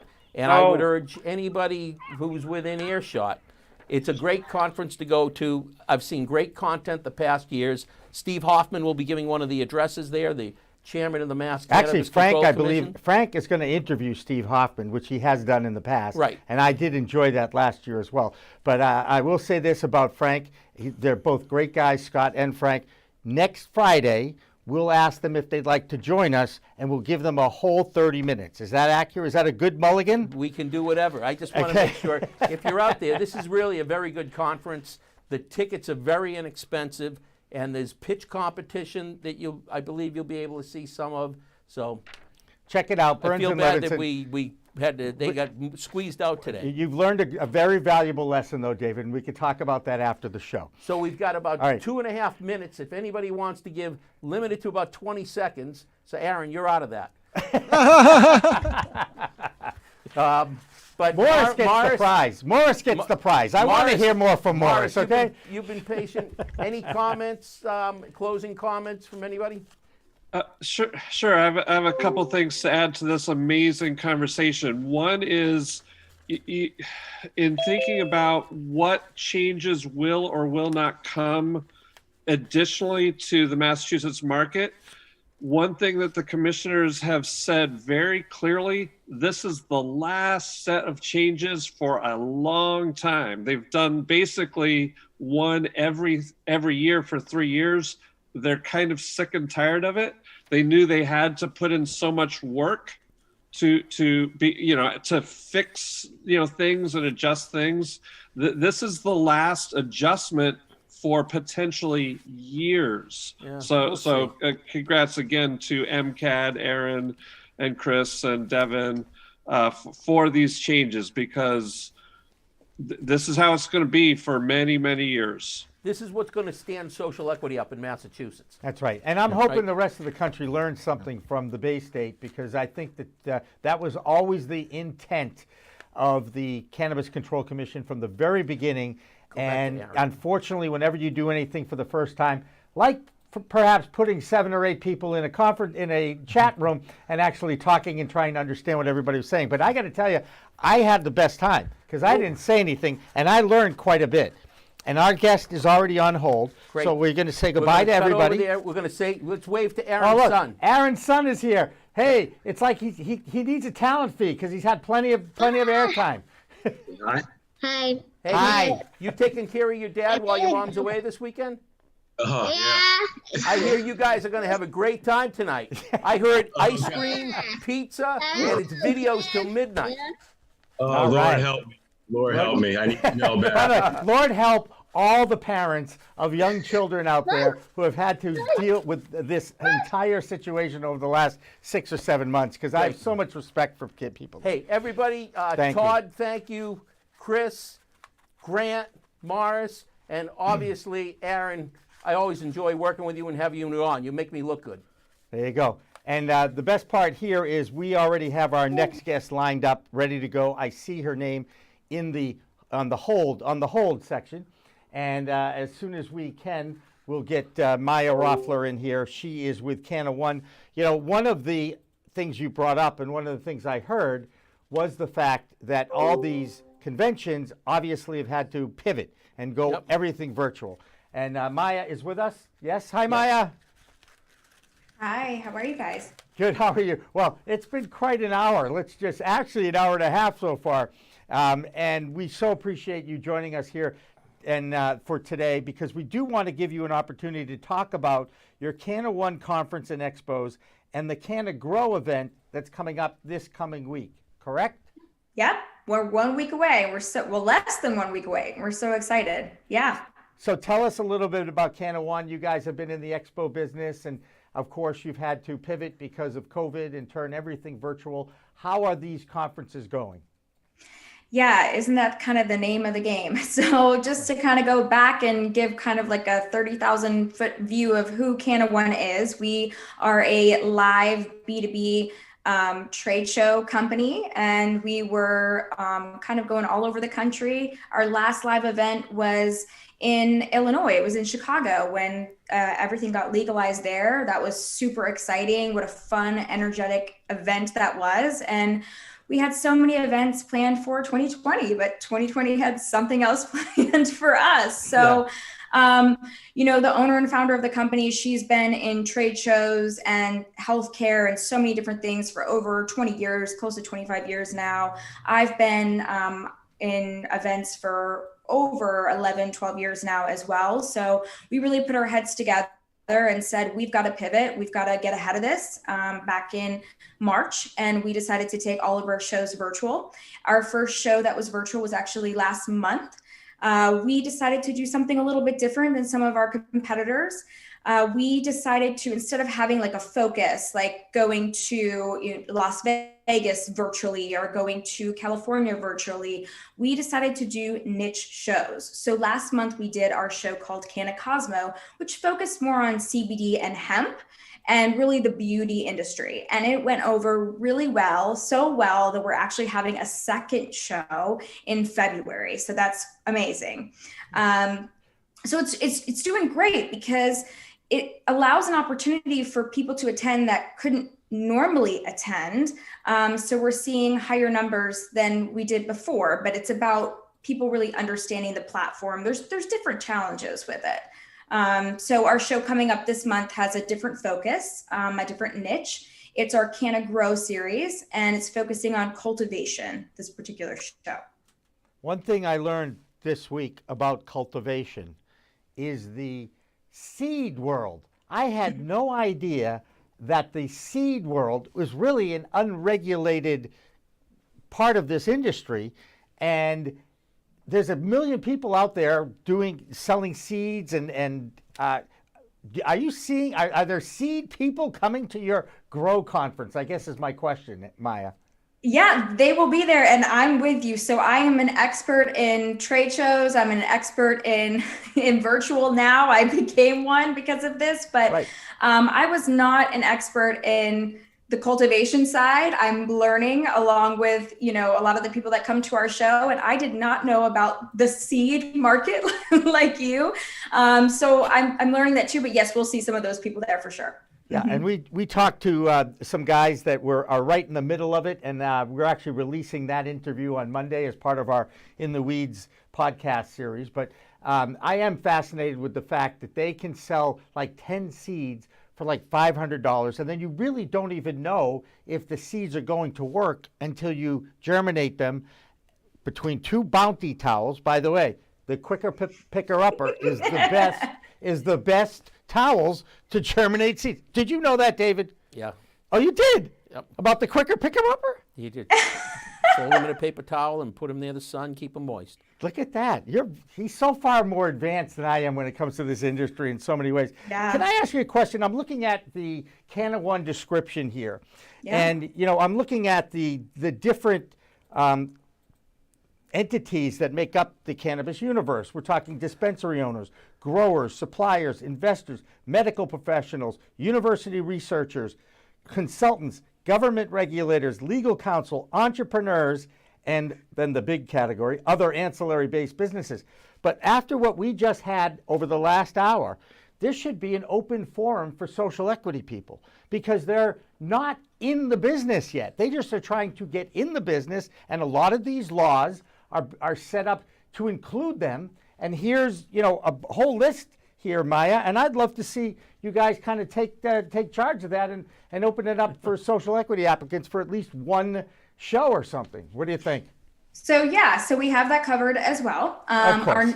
Our next show, because again, our model was to not stay within the markets. We wanted to be different and get out of the box and do niche. So our next show coming up to close out 2020 is in November. It's November 17th and 18th, and we're calling it Cannavest. But this is our Cannavest USA, and this really focuses on exactly what you were talking about, really focusing on investors, people who want to learn how to invest, people who know nothing about it, or people who know a whole lot and want to know more. And we're going to have a lot of interesting people there. This is our domestic one, though. We do have our Cannavest Europe that'll be in 2021, because as you guys probably know, it's an entirely different market here domestically than it is over in Europe, but it is popular to invest over there as well. It's just different. So we'll have experts from both areas of the world, but we did want to segment it. So I definitely encourage people to attend the Cannavest show. I'm really excited about that because I don't know as much as I would like to know about investing. And I think we'll see a really interesting crowd there. It'll be a little bit different than the cultivation, but I think we'll see a lot of crossover with people wanting to know how to grow and then also how to invest. This is a really smart time to invest in cannabis. Well, let's ask our financial guy, David Rabinovitz, about that, because I agree with Maya in that because the market is down and valuations are down, it is a good time to get in, especially with a hopeful change in the decriminalization possibility in the United States. So is it, David, a good time to invest or not? You got to pick the stocks. If you're going to go into the public market, Yeah. which is really different than what we've been talking about today, Right. I think there's some great stocks out there. And I think that depending upon which administration wins, if it's the administration that's going to decriminalize marijuana, I see the stocks starting to rocket upward. Right. That's going to, it won't be legal yet, but it'll be decriminalized. So Right. that will give a lot of access. That's going to do away with 280E. It's going to give access to banking. And it'll Stop right there. That's 2 huge wins for the whole movement. And I know a lot of the cannabis advocates out there don't think it goes far enough. And yet I'm like saying, wait a second, just start the business and then make changes beyond. Because once people start understanding the product and reading more about it and listening to the science and researchers that are dictating this movement, they're going to be more enlightened about this product, and there'll be more opportunities for either social equity applicants or anybody else in this business that wants to get into it. People want to get into it. But I think the Cannabis event sounds like a great idea, because now you have the ability to bring investors to private investment opportunities. Right. And that's where you can get some really outsized returns, because when you invest in a company when it's at ground zero or pre-revenue, and they put it together and the company succeeds, you have a higher degree of risk than someone who can say, we're already running. A Curaleaf, Trulieve, Cresco Lab, AYR. I mean, those guys are up and running. But you latch on to a small operator, you can get very outsized returns. Yeah. Hey, Maya, is there a Shark Tank kind of competition at all, a part of the Cannavest? Are you reading my mind? I was just about to talk about this. So I have, after all, hey, wait, I have ESPN, you know? I mean, I really do. I'm sorry. Sorry. That's an old line. I love it. It's an old line, but it's an obvious question, so I'm not going to take credit. But go ahead. Tell us what your plans are. Yeah, so we're really excited. And I love that, you're a financial guy. That's amazing. I feel like this is the right conversation. I know this is the right conversation to be having with you guys. You're the talker, right? Right. Exactly. I got it. It works for you guys. Come on. It works for you guys. Yes, it does. But no, definitely. I think that is what is so important about this event, the Cannavest event, and what makes it really special. All of our events have a special element to them, and that's what is important to us, because each audience is different. But with Cannavest, we have something called the pitch, kind of like the Shark Tank element. So some of our, up and comers will be able to pitch, and investors can actually invest in their companies at this event, which is really, really exciting and unique. And oh, it's that internet thing. As you can tell, you're frozen on us, Maya. It happens sometimes with these Zoom Okay, calls. let me know when I'm back. You're back. You're back. Okay. So just rewind about 30 or 40 seconds. You're telling us about the pitch competition. Sure. So yes, this is something I'm really passionate about. I think it's amazing. These individuals or companies will be able to come to Cannavest. It's called The Pitch, and it's like Shark Tank, as you were saying. They'll be able to come and pitch their already existing companies, so investors can invest in them, or maybe it's just an idea and there's thoughts around it, a business plan, and they can get funding. So lots of opportunity for individuals wanting to start a company or have a small company, like you guys were mentioning already, and you can kind of get in on the ground floor and support them and potentially make quite a bit of money helping these amazing companies get off the ground. Tell us about 2 things. One is, if we want to attend, what's the process? What's the cost? How do we sign up? And if for the entrepreneurs that are out there that are salivating for the opportunity to pitch, because we just finished a pitch class with the social equity crowd, and we've got another one coming up soon. So if somebody wants to get in on the pitch, what do they need to do? And if somebody wants to attend, what do they have to do? Fabulous. So, see, I asked the fabulous question. Of course you did. Yes, fabulous. So, okay, a couple things. So if you guys want to attend our show next week, it's coming up in a week, which is crazy, the Canna Grow. So if you're our cultivation people, you can actually redeem a completely complimentary ticket because you're listening to this amazing show and podcast. So you'll go to canna1.com/free Canna Grow, and I'll make sure I send the links to you guys as well so you can post them. Absolutely. So you'll go there to redeem your ticket, and you'll just mention this podcast and show. And then if you want to attend our Cannavest show, which is November 17th and 18th, just to remind you guys, we will send the link for that as well for you to post, but you'll go to canna1.com/free Cannavest to redeem your ticket for listening to this podcast too. How do we spell Canna1? It's CANNAONE.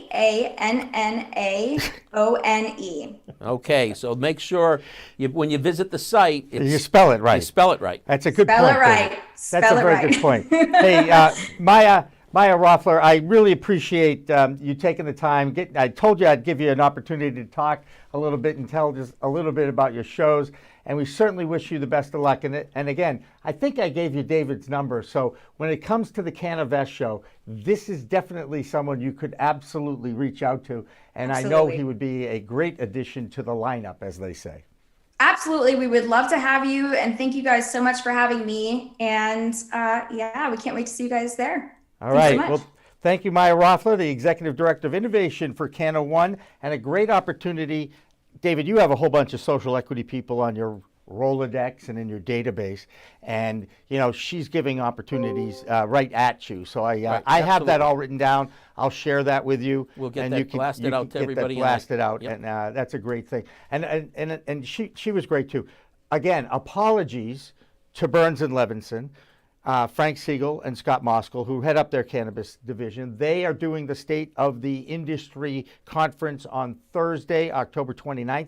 Happens to coincide with the launch of Cannavision as well. So that Thursday, the 29th, is a big day.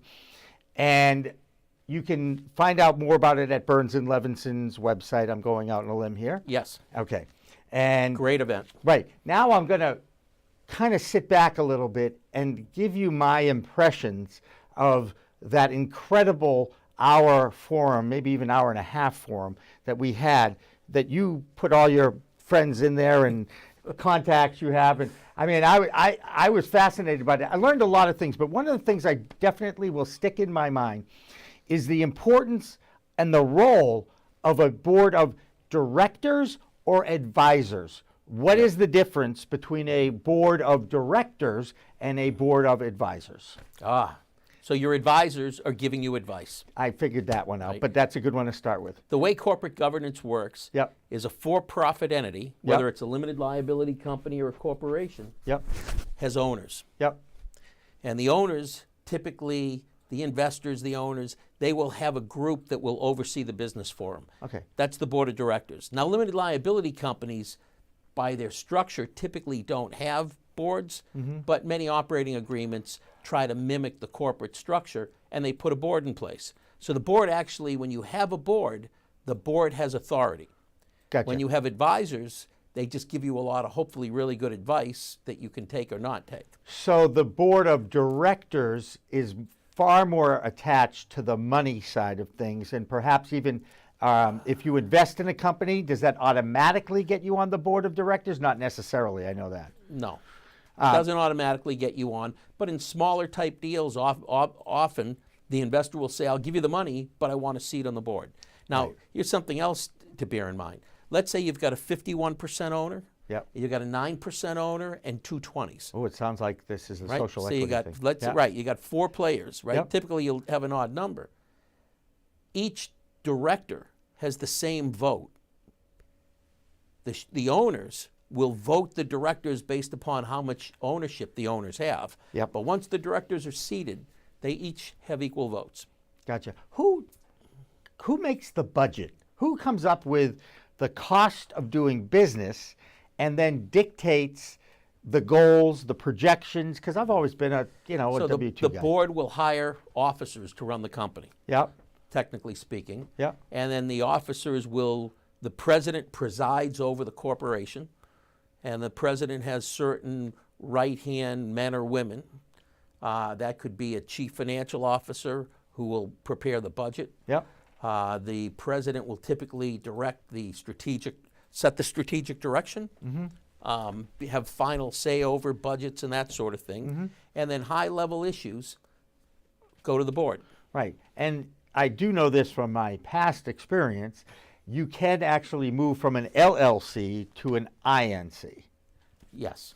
And it's relatively simple to do. You file it's papers. Just reorganization. It's just a reorganization. Right. Now, isn't these are the basics of doing business and creating a business. When you look at the MSOs out there, the people, the companies that are controlling a lot of the dispensaries, I'm thinking Curaleaf, I'm thinking, they're the biggest one, we might as well use them. And I know that in the past, they restructure their who owns each license wherever they are. There's always restructuring going on as far as a business operation. Correct or not necessarily? Or it depends because it's a public company or a private company. So bear a few things in mind. Yeah. If you would like to have an adult use license in Massachusetts, first requirement, you have to organize a Massachusetts for-profit business entity. Gotcha. So that's likely going to be an LLC or a corporation. Yep. Which means if you are a multi-state operator domiciled in another state, and you're organized someplace, you can't hold a license in Massachusetts. So you form a local LLC or a local corporation, and that entity holds a license. So the multi-state operators, depending upon the state rules, probably have multiple corporations underneath them. Right, and they some of those corporations can be operating, not necessarily licensees, but operating companies. A company like a landlord who would own property would hire a management company to manage their properties. Sure. Same kind of structure in cannabis, right? Sure. So when I see some of the fines that are given out by some of these regulatory entities that get upset when they're not told that there's reorganization of ownership, whoever holds that license, I mean, that's the kind of thing that just goes right over my head, because I'm just like, I don't get it. So they can restructure their business on the fly without being acquired or anything like that. They just, or what are you saying? No? Am I crazy? It's okay if I am. You're not crazy. It's just more complicated than we ought to talk about here. Okay, fair enough. All right. But if we ever do a show on corporate governance, it could be fascinating. We'll get all the nerds on. Well, look, Enrico was he said he was a nerd, and I'm like, this guy's one of the coolest. He's a data nerd, right. He's a data nerd. And of course, data has value, right? Sure. And the data is what a lot of people are willing to pay advertising dollars for or marketing dollars for, because that dictates where they put their money. Sure. Think about this. Coca-Cola announced either yesterday or today they're going to discontinue 200 brands. Nearly half of the brands in their lineup they're getting rid of. Why is that? That's because they realized half the brands in their lineup. Now that doesn't mean that it sells half the product, but half the brands in their lineup contribute 1% of their profit. Well, then obviously that's a good, smart business decision. Right. If it's so right. Think about all the worry you get rid of by wiping away all those smaller brands. Tab, right? The original diet soda. I don't know the last time I've had a Tab. It was decades and decades ago. A lot of the brands are outside the U.S. But if you don't have good data, you can't make those decisions. And you can step back and say, we're not Coca-Cola. If you're going to run a home delivery operation, you need to know, are the products turning quickly? Am I getting them in and getting them out? Because when you make an investment in inventory, right, if it doesn't turn over quickly, that's money that you're not being able to keep regenerating new profits on. Right? You're tying up your capital in it. So that's the same whether you're a product manufacturer, a cultivator. You're a cultivator, you may need to look and say, are all the strains or varietals, cultivars, are they all generating good action for me? Or you may look and say, you know what, we're just going to have a limited number of strains, and we have 1 or 2 specials, kind of like anybody who's in New England knows pumpkin spice. We're in that season now, right? It'll all go away come November. But if you don't have good data, you can't get to that. Right, and I'm really understanding now the value of data, and in fact, it definitely lends itself to a great discussion about the impact of social media companies on our world right now, and how they can dictate and control the data based on the content that they're sharing that's dictated by search behaviors of humans. I mean, this is the thing about social media, and I don't know, I always plug the Social Dilemma documentary on Netflix. It's a fascinating watch. It kind of explains what's been going on in this country over the last few years with social media. And look, I totally get it. We're live streaming in social media right now. It allows access to citizens that I hope, are more responsible with what they share with others, but it also opens the door with a lot of hate speech. And I wonder, because of that fine line between Facebook and YouTube deciding what is going to be censored and what is not, and how do you balance that in a free society with the First Amendment?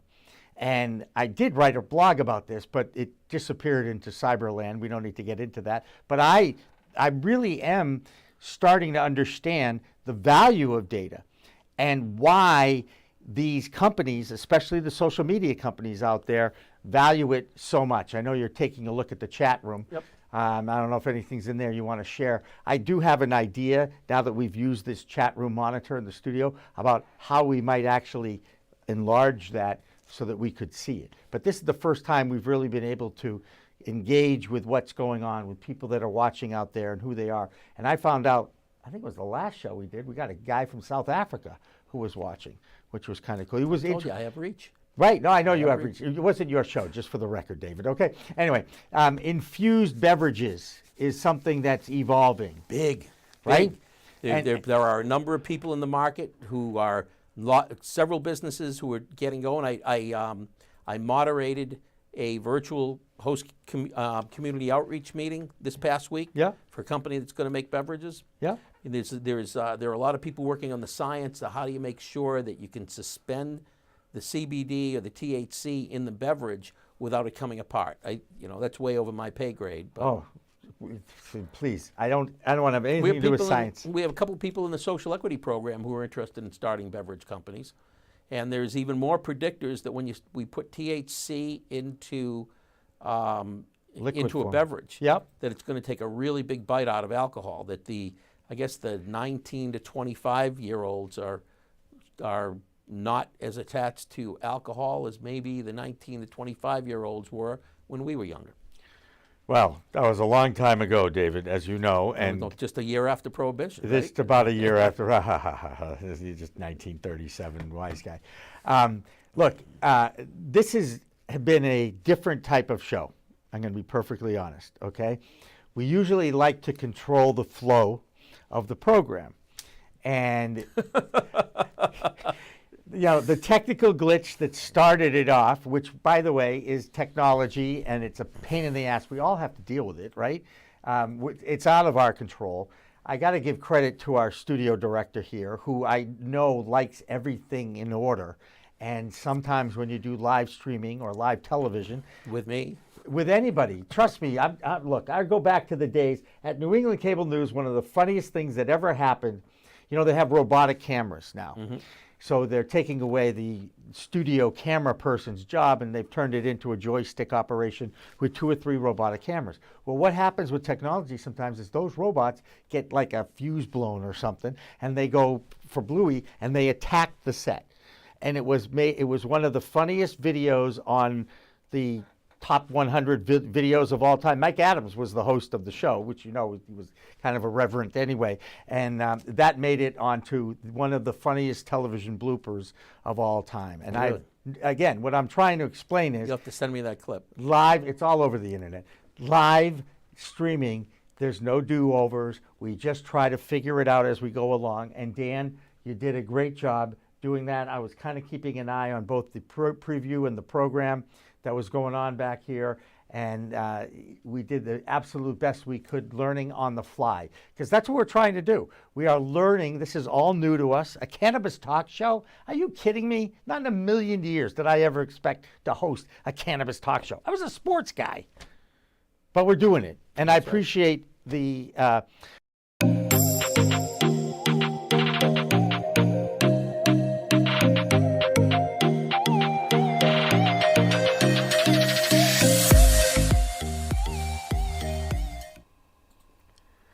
All right, here we go. It's Friday, it's live, and it's Cannabis Chat. Hi, everybody. I'm Jimmy Young, the host and the founder of Pro Cannabis Media. And every Monday, Wednesday, and Friday, we are live in our studio from 4 p.m. to 6 p.m. to talk about all things having to do with cannabis. That's right. That's our favorite plant around here. And we have so many people to talk about on this show. Why? Because we call this show The Green Rush with David Rabinovitz. How'd I do? You did great, Jimmy. And David's here. We're going to talk about the business of cannabis. And right off the bat, because yesterday was a big day in the greater Boston area because it was the Burns and Levinson annual State of the Cannabis Industry event. It used to be a convention, it used to be a get-together, and now, of course, everything's virtual. But joining us virtually, and we're happy to have him here with us, is a friend, Scott Moskol from the Cannabis Division of Burns and Levinson. And welcome to Cannabis Chat, The Green Rush with David Rabinovitz. Scott, thanks so much for joining us. Thank you for asking me. I don't know where we're going to go today. I've gotten no questions in advance, but I will be as candid as possible. And you're pretty good on ad lib anyway, and you know nothing's going to come as a surprise to you because you are another person I know who has embedded themselves in the cannabis business and culture now. And David, I'm going to ask you because you watched the webinar, you saw the interview that Scott's partner Frank Siegel did with Steve Hoffman. Why don't you take it away? And well, before we jump into that, I think one of the things we missed is this was the inaugural year for their Capital Connection program.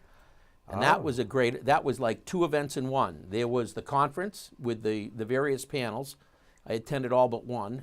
And then there was the Capital Connection program, which I think they did a great job of.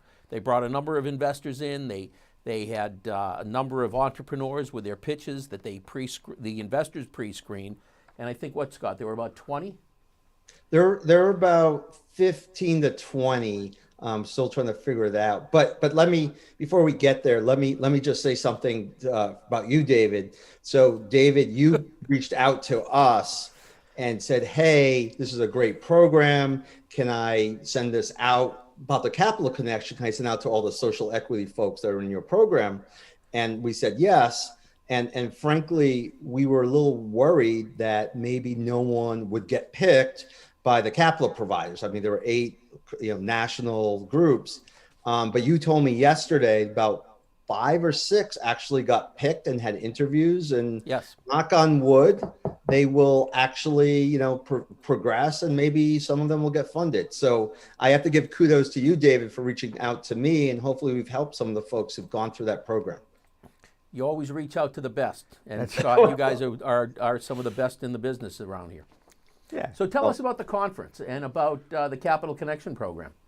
Sure. And what's going on with the practice at Burns? So, this is our 4th year doing this. We produce it and run the whole thing. And obviously with COVID, we had to do something a bit different. So what we did, so last year, we usually have some type of networking event. This year, the night before, we had a VIP Zoom networking event. But what was interesting, kind of tying into the themes, we actually had a bud tender sort of open it up for about 15 minutes, just talking about different strains and the history and whatnot. And then we also had a mixologist and provided a mixed drink, but he used a CBD fizzy soda as a topping. So Wow. It connected. I mean, even though it was virtual, it did connect well with the whole kind of cannabis experience. That's great.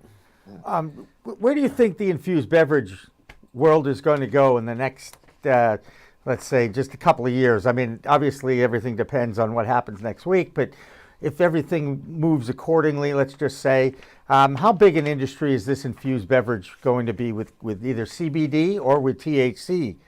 That's a great question. And the reason I say it's great because I've been having different types of conversations the past probably month.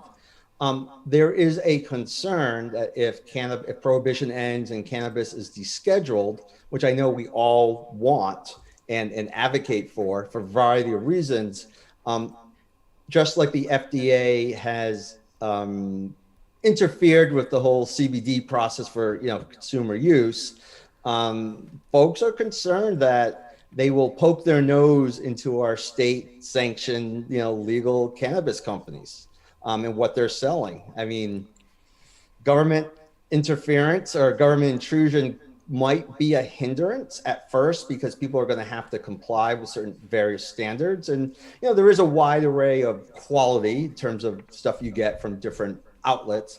But I do think overall, I think it will eventually be a huge component of what people are selling.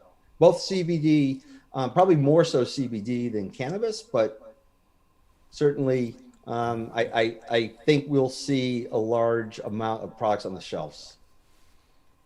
Go. There you go. You got another one for me? Because I got a million. No, you keep I going just keep for right rattling off the. All right, I want to hear. It was a great question, but let's talk more about some of the. What do you think was the best panel? Tell us about the panels that you had. Yeah. Sure. So we had at the beginning, to open it up, Frank Siegel, my partner and co-chair of this of our group, he had his one-on-one interview with Commissioner Hoffman. And I think that was, given that, I think, was it 2 or 3 days ago, the CCC sort of postponed their vote, they did postpone their vote on the new delivery rules and regulations to open up for public comment. There's been a huge uproar, like, why did you do it? And I think hopefully the commissioner was able to answer many people's questions about why it was pushed. Whether you're for it or against it, it certainly is causing a lot of buzz in the industry. I think also of interest, so we had a panel on restructuring, and workouts, which sadly, just like any business as it matures, there will be distress, but those are also opportunities. Our newest partner, Katrina Skinner, who is a national expert on banking regulations and cannabis, as well as hemp and CBD. She did a whole a panel on CBD and hemp and its implications, and had some interesting scientists involved on the panel. And then we had a very interesting keynote where we had Joe Lusardi, who is the CEO of Curaleaf, as well as Mitch Kahn, who was the CEO of Grassroots, talking about that huge merger, almost $1 billion, and some of the intricacies. So all in all, I thought it was a very varied and interesting panel. And we got a lot of feedback from folks saying that. Yeah, I thought the panels were great this year.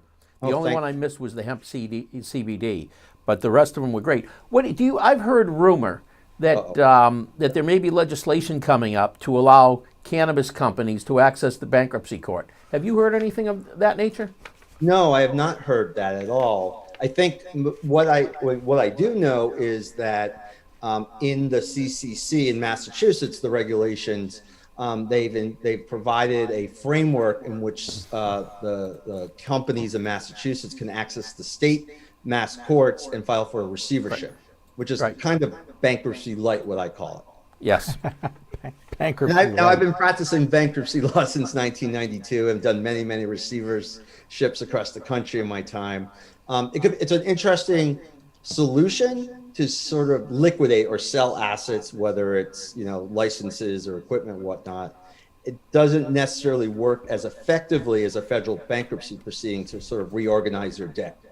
Nope. So, I got a question for Go you. ahead. Okay, as you know, Scott, we're facing a historic presidential election next week. I heard about something about that. I've heard about that too. I'm sick of the ads, like everybody is at this point, anyway.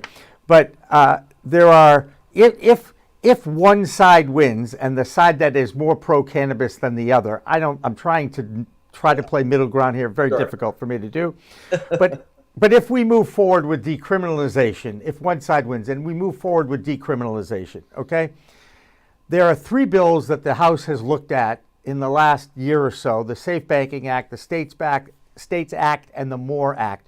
Which of those 3? One I know totally legalizes it. Others just open up the banking, like the Safe Banking Act. Which of those 3 do you think may have the best chance of advancing if indeed the Democrats are able to win the Senate? I actually think that regardless of who wins, I think the Safe Banking Act has a very good chance of passing.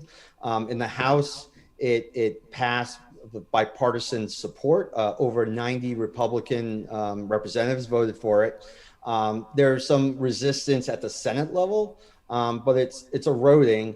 And if President Trump wins a second term, I think he might be a little bit more lenient because it's pro-business. And certainly if the Democrats win, that's just the start. But I think that's an easy one because, it involves safety in terms of all the cash people are doing, and people need banks and they need to be able to write checks and wire for business to pay their taxes, So I think that will pass. And hopefully get rid of that little loophole in the tax code and allow them to actually write off business expenses like every other industry in the United States. Yes, although I think, that's a revision of the either cannabis has to be descheduled or the IRS code has to be amended. Now, if Vice President Biden does win, he has mentioned he wants to make propose certain changes, and with luck, even if there's not complete descheduling, maybe there would be a revision to 280E or eliminating its applicability to state licensed compliant cannabis operators. Knock on wood. Knock on wood. Yeah, we certainly want to see some advances in the industry over the next year, just because they've been knocking their heads against the wall now for quite a long time. And even the lobbyists are starting to get targeted a little bit by the industry as I read through all those emails that both David and I mean, we get about 15, 20 emails a day from different industry sources. And a day? Don't you mean an hour? That's a good point. He's got a point there. Go ahead, David. Let's chat a little bit about the Capital Connection program. How did that happen to germinate? What caused Burns and Levinson to put it together? Is it something that's going to be ongoing?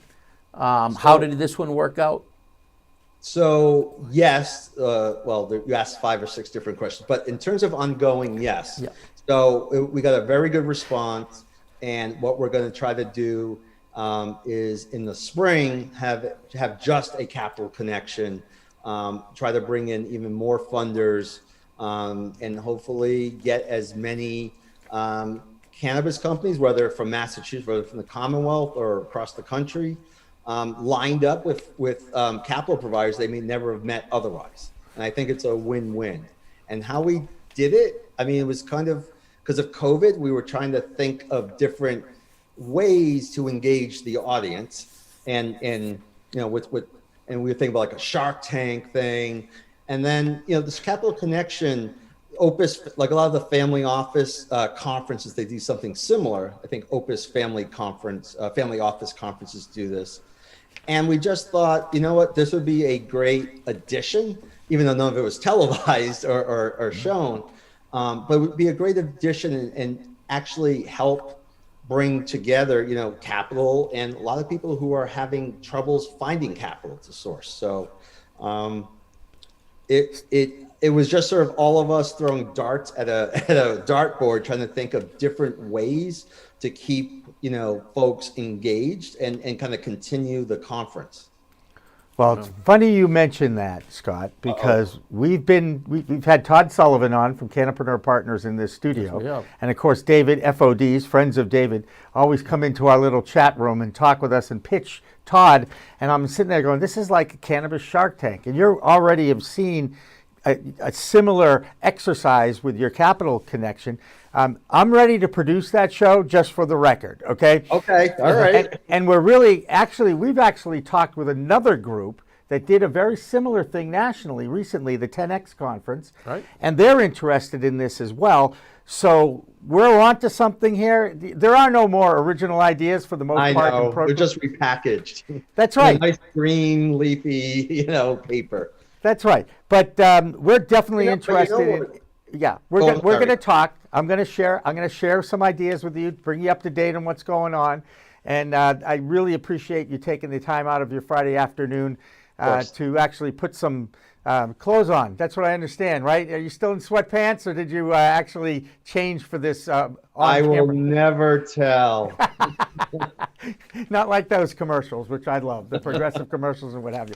Hey, Scott Moskol from Burns and Levinson, thank you so much for kicking us off here on this Friday afternoon. Appreciate it. Have a good afternoon, gents. Thank you. And a great conference. Yeah, great conference. And I'm glad, David, that you were able to keep an eye on it. I'm trying to check out that clock right there, but I'm having 17. Okay, good. So that we're right on time then. Right on time. And what we do here on this show on both Mondays, Wednesdays, and Fridays is take a break at 420, and it gives me the opportunity to explain how the 420 code in cannabis originated. And we talk about 1971, when a group of high school kids from San Rafael, California, used to meet across the street at the Louis Pasteur statue, and they would catch a buzz. Now, law enforcement, being those sharp people that they are, in the 70s even as well, they picked up that it was a 420 time. So they used the 420 time as a code for public consumption of cannabis going on, and that was how it all kind of evolved, and the cannabis culture picked up on it. And now you know about the April 20th celebration, time of day 420. All of those things have been embraced by the culture that is cannabis. Now, I go back to my own personal story in 1971 when I first tasted in 8th grade cannabis. And yes, I was breaking the law at the time. I understood that. And we all had a little song that used to basically serve the same purpose as the 420 code did with the San Rafael, California. It was a song by Jonathan Edwards called Shanty. It was played on the alternative AM radio station in Boston, actually Cambridge, WCAS, 740 AM. And whenever that song would come on, and my friends heard it, and we all would just give it an excuse to go out and catch a buzz. And the beautiful thing is he's from New Hampshire, Jonathan Edwards is, and I now have able to find someone who actually knew about Jonathan Edwards, and she's got herself a new venture that she's launching. It's arterypay.com, and basically it's Venmo for cannabis. And you're going to hear more about that and my interview with Ashley Elsner on Monday at 6 o'clock when we release the new version of In the Weeds. That's what we're going to do. So what we're going to do now, though, is take a look back, turn back the clocks a little bit, and listen to Jonathan Edwards sing his song Shanty from the radio station in New Hampshire, in Portsmouth. Here's Shanty.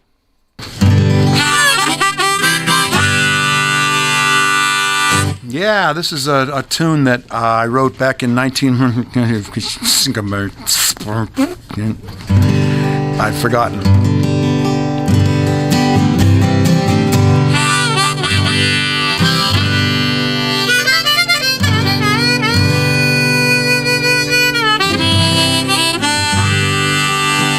We had a saying in our old band, one of my first bands in 1966 or so. What are you going to do tonight? Oh, just, like every other night, just going to lay around the shanty and put a good buzz on.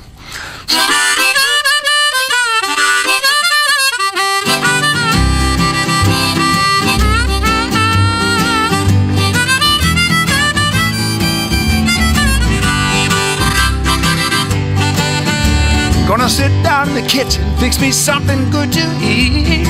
Make my head a little high, make the whole day complete.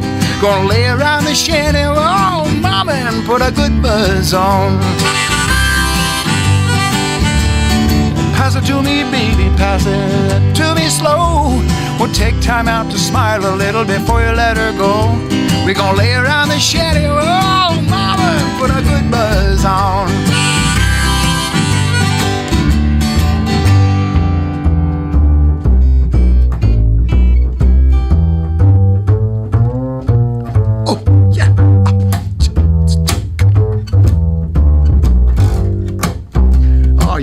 You're on something. Go ahead.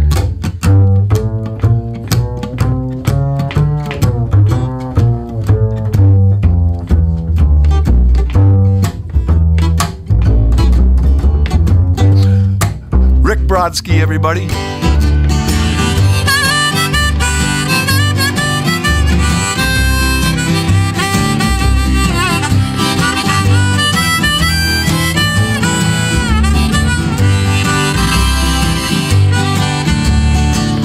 Nothing to do and there's always room for more. Fill it, light it, shut up and close that door, baby. We're gonna lay around the shanty, mama, and put a good buzz on. Take it, okay.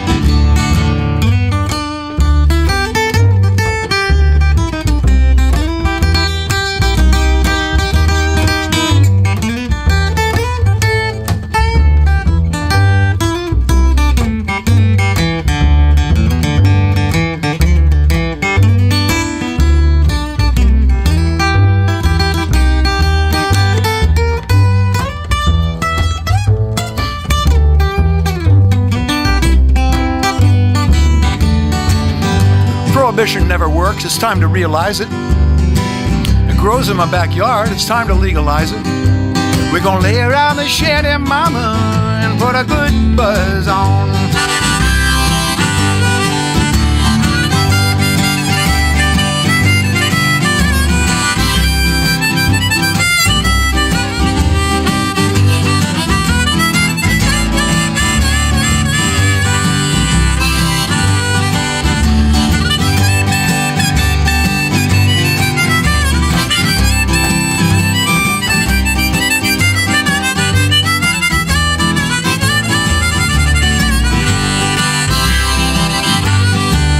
I'm going to sit down in my rented car. I'm going to jam it into drive. I'm going to head on out and play at WSCA with Sean. I'm glad I'm alive. We're going to lay around the shanty, mama, and put a good buzz on every night and day. We're going to lay around the shanty, mama, and put a good buzz on.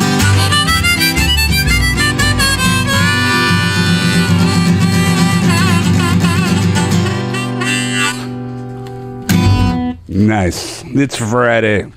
Thank God. Thank God Jonathan Edwards is joining us live in the WSCA studios.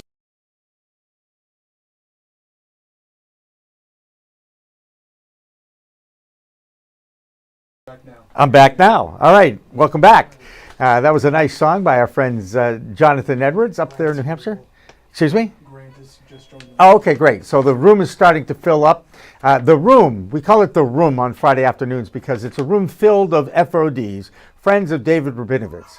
David is with Canaventure. He's also acts as a consultant for the social equity community in Massachusetts and is also someone who is someone I respect as a guy who can look at a P&L or any kind of numbers or any kind of Excel sheet and figure out what all those numbers mean. And it's not something I embrace at all. And it's one of the reasons why I asked David to come in and co-host with me on this show. And now he's invited all his friends, or at least some of his friends, and we open up the chat room, if you will. I guess it would be the Zoom room technically.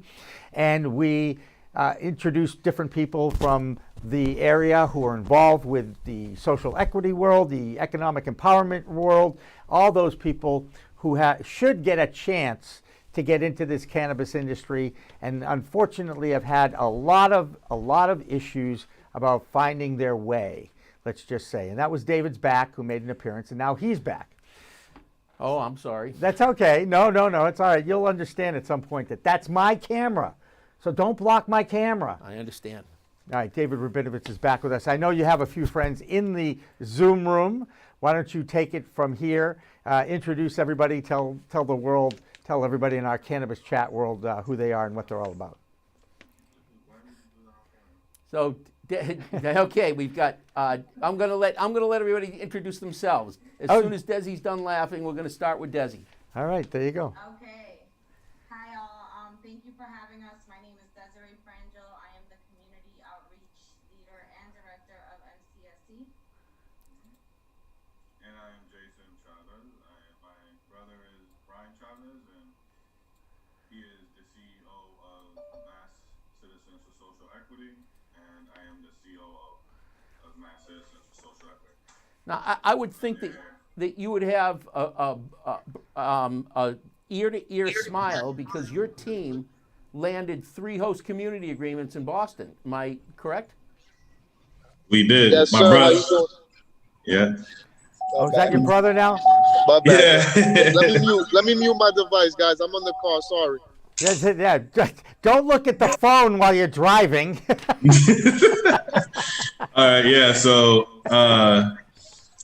yeah, we got 3. We actually got our 3rd one in the email today. So 1 in Roxbury, 1 in Rosendale, and 1 in Dorchester.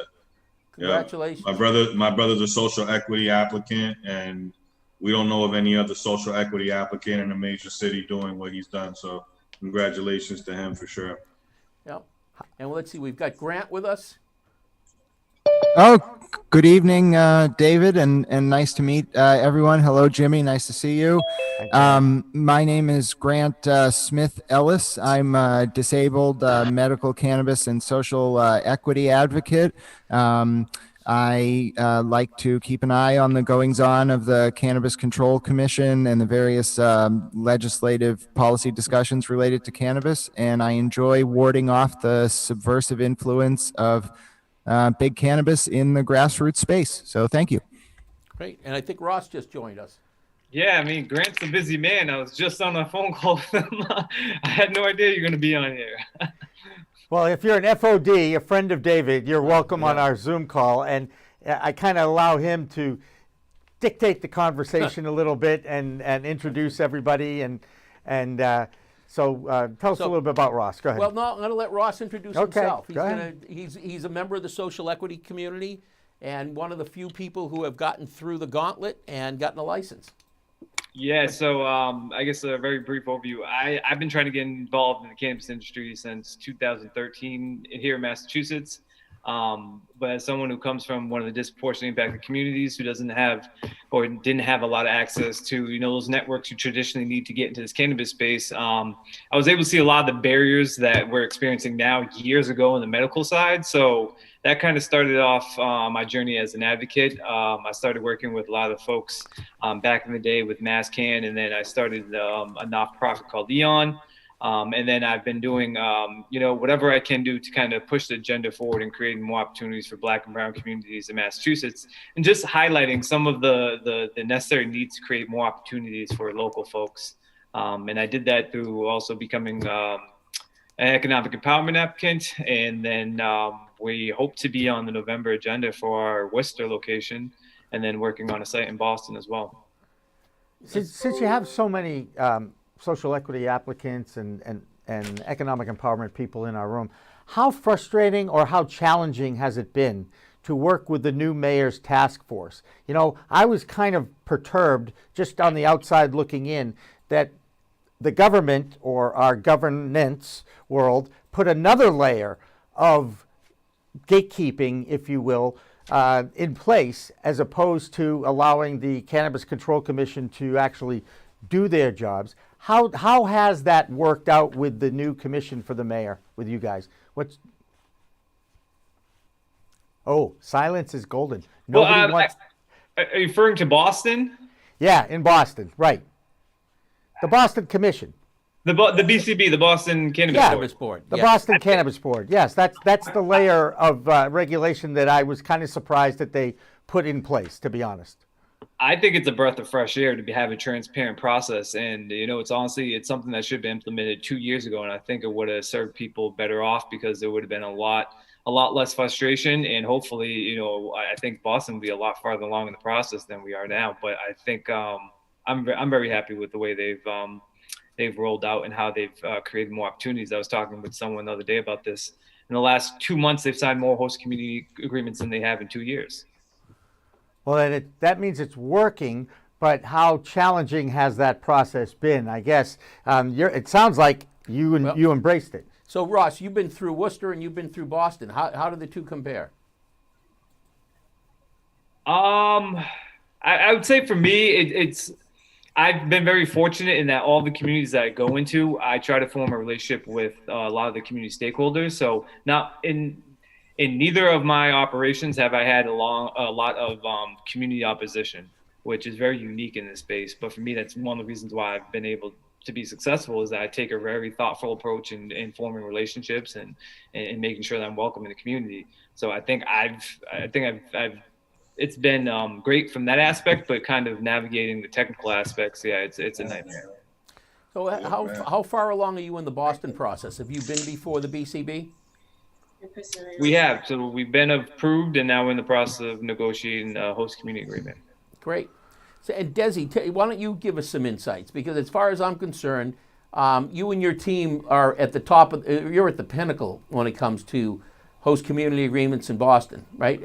And tell us about how the first one came to be, the mayor's pushback, how you managed to get the kind of community support you had. Well, our approach was different for each location because each neighborhood is different demographically. We really had a grassroots approach coming into this. We had people out there knocking on doors, getting support forms signed out on the street. We had outreach leaders just talking to everyone in the neighborhood. I was about 7-8 months pregnant, doing outreach work out there. It felt really good to connect to the community, and I think the major part for us was listening to community members, listening to their concerns, and actually going back to the drawing board, addressing their concerns, and continually coming back to them, and sort of creating that relationship and assuring them that it's a long-lasting relationship, that we weren't just doing outreach to get the HCA and then they weren't going to hear from us again. So, I think when it comes to the government and with the new marijuana laws, the community was really afraid. And I think that having someone that listened to their concerns was really a big part in our process. And how long? It sounds like it was a long process, because if you started when you were 7 to 8 months pregnant, and if I'm not mistaken, last Sunday was the baby's first birthday, right? Yes. So our process took about 15, 16 months. As soon as we applied, we started the community outreach process. We started reaching out to people. We met with state reps, city councilors, community leaders, associations. It was definitely an ongoing effort. Tell us a little bit about some of the support letters you were able to pick up and how you went about that. There's the baby.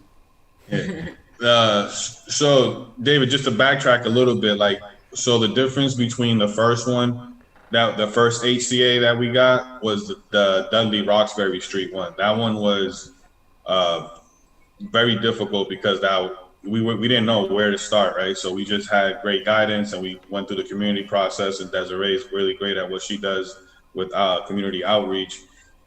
They had a very strong civic association in that neighborhood called DSNI. They do their homework. They like to hear from presenters. They question them, and they do a lot of internal discussion before they respond. So they take their time with the process, and Desi was able to forge some great relationships in there, being from the community. And so ultimately, a lot of people that were opposed to us ultimately voted in support of us, getting their letter of support. So that was the first letter of support. Then, using that letter of support, we went to Council President Kim Janey's office and said, look, we have the support of the local civic in the area, DSNI, who she's very familiar with. She then forwarded her public support. And then from there, we were able to complete our application and get reviewed at the first BCB hearing. So then the second one was in Rosendale, who I think Grant, I remember now seeing Grant at that meeting there at our community outreach meeting. That one happened at the second BCB meeting. Again, very strong community support there. Got the letter from the city councilman, and just, because our places are they're currently family run bodegas. We have strong ties in that community. Then that one got approved. And then just this last one, the one that Brian did with a MSO out of Michigan, who that relationship took a long time to forge and really move forward, thanks to David's help, by the way. So then we just got that one today. So that's kind of been great technical. And to answer your question, as far as the support letters, that really took a lot of effort in terms of finding the right people who were already advocates for social equity in cannabis to help me do outreach. We were out on the streets, whether it was early in the morning or later in the evening. It really took a lot of months to gather all those support letters, and people didn't just sign right away. It also took a lot of education. We had to explain to them who we are, what we're doing, where we come from, and where we see our business going, and how that is gonna positively affect the community. The community outreach process, as far as the support letters go, took about 1.5 years for us. Rosendale and Dudley was the first two ACAs were started almost 2 years ago, 23 months one, 24 months the other one, to secure an ACA. And for everybody listening here, they'd be like, how the hell did they do that? Again, these properties, we didn't pay a hold fee for them. We didn't have to deal with these predatory landlords that David is very well aware. These were our uncles who own these places. They are in the retiring age now. They want to get out of the business. They gave us the opportunity to proceed and seek these licenses, while we figured things out. And that's the only reason we're here talking to you today. So then we basically leveraged the progress we made on those 2 locations to basically work out a very favorable deal between a corporate partner who's going to provide technical assistance, experience in the space. A lot of the stuff that people have to pay for, we're going to just get it by having this mutual relationship with this company, and securing the 3rd HCA with them for basically the one that's in our backyard in Dorchester.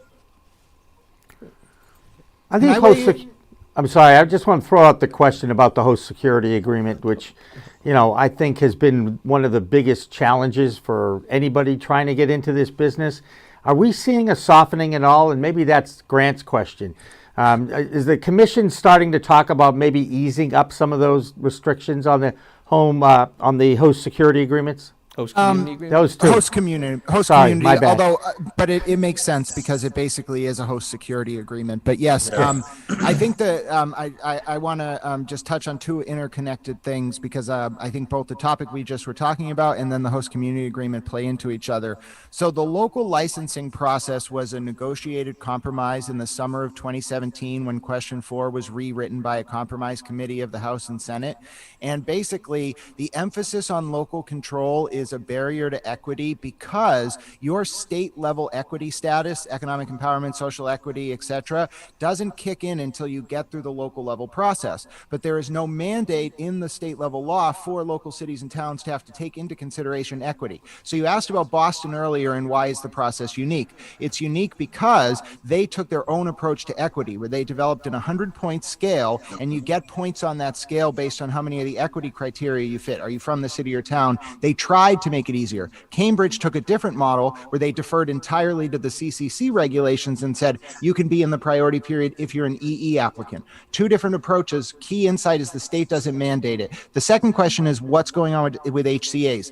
In this fall of 2018, the commission took a vote as to whether or not the CCC would enforce HCAs, their legality as to the 3% cap. 4 commissioners, Flanagan, Doyle, Hoffman, McBride, voted no. 1 commissioner voted yes, Title. And because of that vote, because she lost that vote 4-1, there has been no enforcement, which has led to an investigation by Boston Attorney General for the federal government, Andrew Lelling, into multiple cities and towns. And because of that, it's not that the CCC is being looser or stricter. Towns are terrified that the federal government's going to investigate if they try to go over the 3%.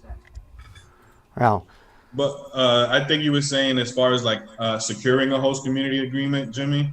Yeah. Like, how does it seem like it's loosening? So, Ross, who's on this show, he's within a buffer zone, which before would have been like a make or break situation. If you was in somebody else's buffer zone, you were basically dead in the water, no point of proceeding. But now what the board has done is shown a very willingness to let equity applicants encroach on another person's buffer zone, and they stated that they also want to see it in downtown where they want to see equity applicants. I see it as, yes, the city is being more lenient. I think they realize that this zoning is being very difficult, 500 feet away from a school, half a mile from another operator. The zoning, to me, it seems like it's standing on one leg, and they're going to basically choose to enforce it how they see fit. Well, they'll allow an equity applicant to come into a larger corporation's buffer zone, but they may not let a larger corporation come into an equities applicant's buffer zone. Interesting. So let's hear a little bit. Ross, what did you see as the differences between Worcester, which I think is the 2nd largest city in New England, right? Yes. Versus Boston, which is probably the largest city in New England, right? Yeah. Probably the biggest difference is that from the onset, what Worcester did is they had a competitive process where they had a time frame, a window, back in 2018, where essentially they sent out an RFQ or RFP, where basically they accept proposals, and essentially it was a bloodbath where you had 15 licenses that they were giving out for the retail stores, and I believe there was 44 applicants. There's probably more than that. So it really, during the 3 months leading up to the deadline of the RFP or the RFQ, it was just nonstop, similar to what was discussed here. You know, it was a battleground for who could find a piece of property that was zoned, and then also who could find the community support that would give them or get them over the hurdle. And that was definitely a stressful time, because during those 3 months leading up to when the applications were due, you just didn't know whether or not your application was strong enough, and you were constantly measuring yourself against the person down the street or around the corner. Compare that to Boston, it's a little different in that they don't pool all the applicants together, at least not purposefully. So you are competing to a certain standpoint, but it wasn't this, you know, it was kind of on a rolling basis that's kind of progressed, as Deriree mentioned, over years, where you kind of have the opportunity and time to build your application, to build your team, and to build your support, whereas in Worcester, it really was just a mad dash to the deadline. Yeah, I'd like to, by the way, this is the quietest I've heard Aaron Goines on this show. I know that. I was just about to say that. I was going to say, we got to let Aaron talk. Yeah, no. We love it. I love it when he talks, and he's so passionate. It's great. But I wonder, Aaron, I bet you have an opinion over some of the things that you've already heard. Well, actually, I hopped on a little bit late. I was on a call with one of the commissioners. My wife and I, given our pitch, David's kind of filled in and Grant on the upcoming comment period. So they heard it from us. Listen, okay, I'm trying not to say a lot of words. Some of you guys are kind of newcomers in terms of my passion, but at the town level, it's still a pain in the butt. Luckily, with the town that we're going to be in, they've been very receptive of everything that we're trying to accomplish, and we're going after a number of licenses. But I'm just hearing so much carnage out there. I had an SC that reached out to me recently because, frankly, the collective of the dispensaries, if we want to say that, have been putting out a disinformation campaign at the town level. And so now there are a number of towns that refuse to take on any delivery HCAs or even have discussions. And so you're now seeing a poisoning of the well. So the one area where social equity applicants, where it's designed for them to have a specific license, you're now seeing big corporate entities trying to make sure that they protect their market share, and they will avoid competition at all costs. So yes, the HCA's process is still chaotic. There's still no real relief in sight that I see right now. And in terms of the delivery model, there's going to be certain specific towns that are going to not be willing to play ball, which I think financially as a town is absolutely idiotic. You want to actually have delivery. It would diversify your tax base so that you're not completely reliant on brick and mortar. But I think some of us on this call know why they are doing what they're doing. Right. There are some parties that have done a great job on spreading a misinformation campaign. In fact, Grant, you heard from a couple of people who had wrote in to oppose, without pulling us all the way back into home delivery again, because we really want to focus on social equity today and what people are doing to be successful. But Grant, you heard from a couple of folks who wrote in to oppose the current home delivery regs, and then after you spoke to them, I understand they indicated that they'd been maybe duped. Well, yeah, and I think it does tie into the question of social equity and being successful, because unfortunately, at this point in time, social equity and economic empowerment applicants on every issue are constantly butting up against folks who feel that those equity programs undermine their monopoly or their profits. And on this issue in particular, the delivery, I couldn't believe what I was hearing. Some applicants who had some dispensary owners came to me and said, I was told that there was going to be no limit on the number of delivery licenses one entity can hold. That was false. It was a limit of 2. They told me that they were told that there would be no taxes collected on the delivery sales. I explained that that was false. They told me that they thought that those delivery companies could deliver to towns that had retail bans. I told them that was false. And it became very clear to me as soon as I started seeing news articles, local politicians speaking about it, that there was this narrative getting out there that was being intentionally set up to undermine the viability of delivery, because originally delivery was just going to be an Uber Eats style courier. You run a delivery company, you own some cars, you pick up an order, you give all the profits to the brick and mortar, you charge a delivery fee. Well, Aaron and Janelle and people at the Massachusetts Cannabis Association for Delivery did an economic analysis that showed that even if those companies were charging $40 per delivery, they'd still be operating at a net loss per month. So the commission said, well, clearly that won't allow equity to be successful. They created a wholesale delivery model, cut out the brick and mortar, and the brick and mortar started attacking it. That's where we're at. Yep. And I got to ask the question, where's the middle ground here, Grant? Come on, there's got to be a way to come up with a fair settlement for all. At least I'm of the opinion that it's just a matter of talking it out and figuring out who gets what and where. But where's the middle ground? Where do you think this is going to end up? Well, I'll quickly turn it over to Aaron or Ross or Deriree or whoever would like to weigh in. But my opinion is that there can't be middle ground when one party is approaching this as a zero-sum game. So the dispensaries either want middleman status for themselves mandated by law or nothing. And so you can't negotiate with someone who's playing a zero-sum game. And in that way, I think the commissioners, based on their public meetings, have pretty clearly said, we're not interested in protecting corporate profits. We're interested in expanding equity. And that's put them on the defensive, these corporate entities, and I don't think they're going to win.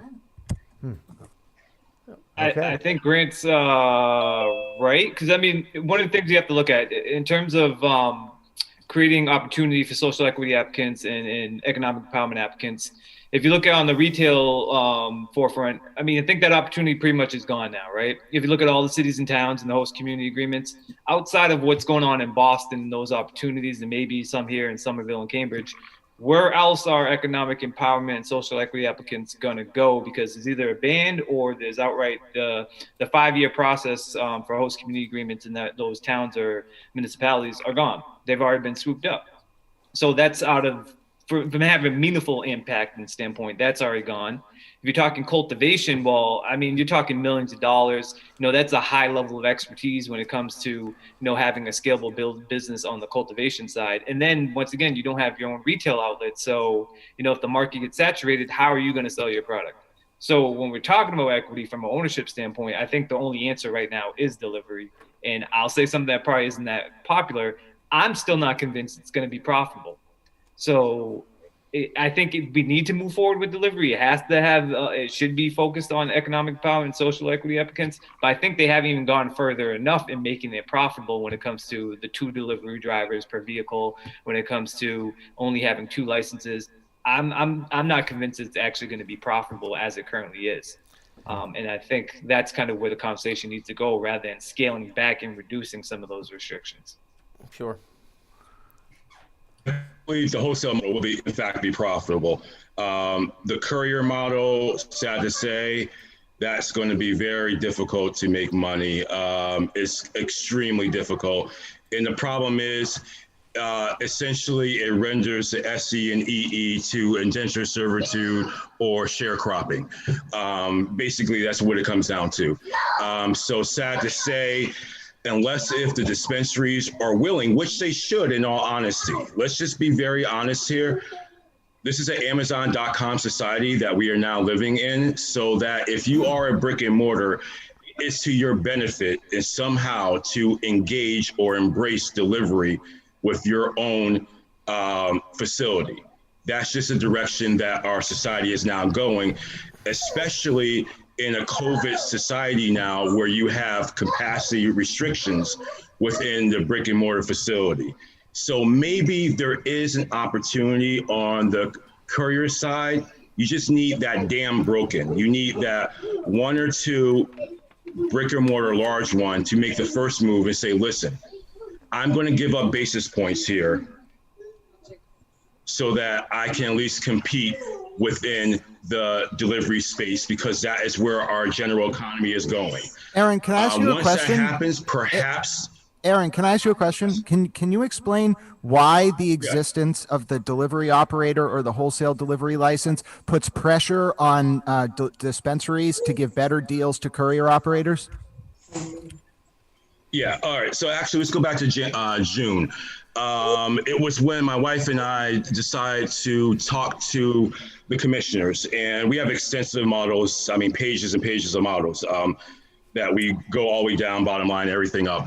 And what we were telling Chairman Hoffman in particular, since he's a Bain Capital guy, I'm a former Wall Street guy, we could speak the same language, where that I was saying, listen, this is a very insulated marketplace of which you've created. You've created a courier model that is attached to the actual dispensary, so that in an exclusivity period that's only 2 years,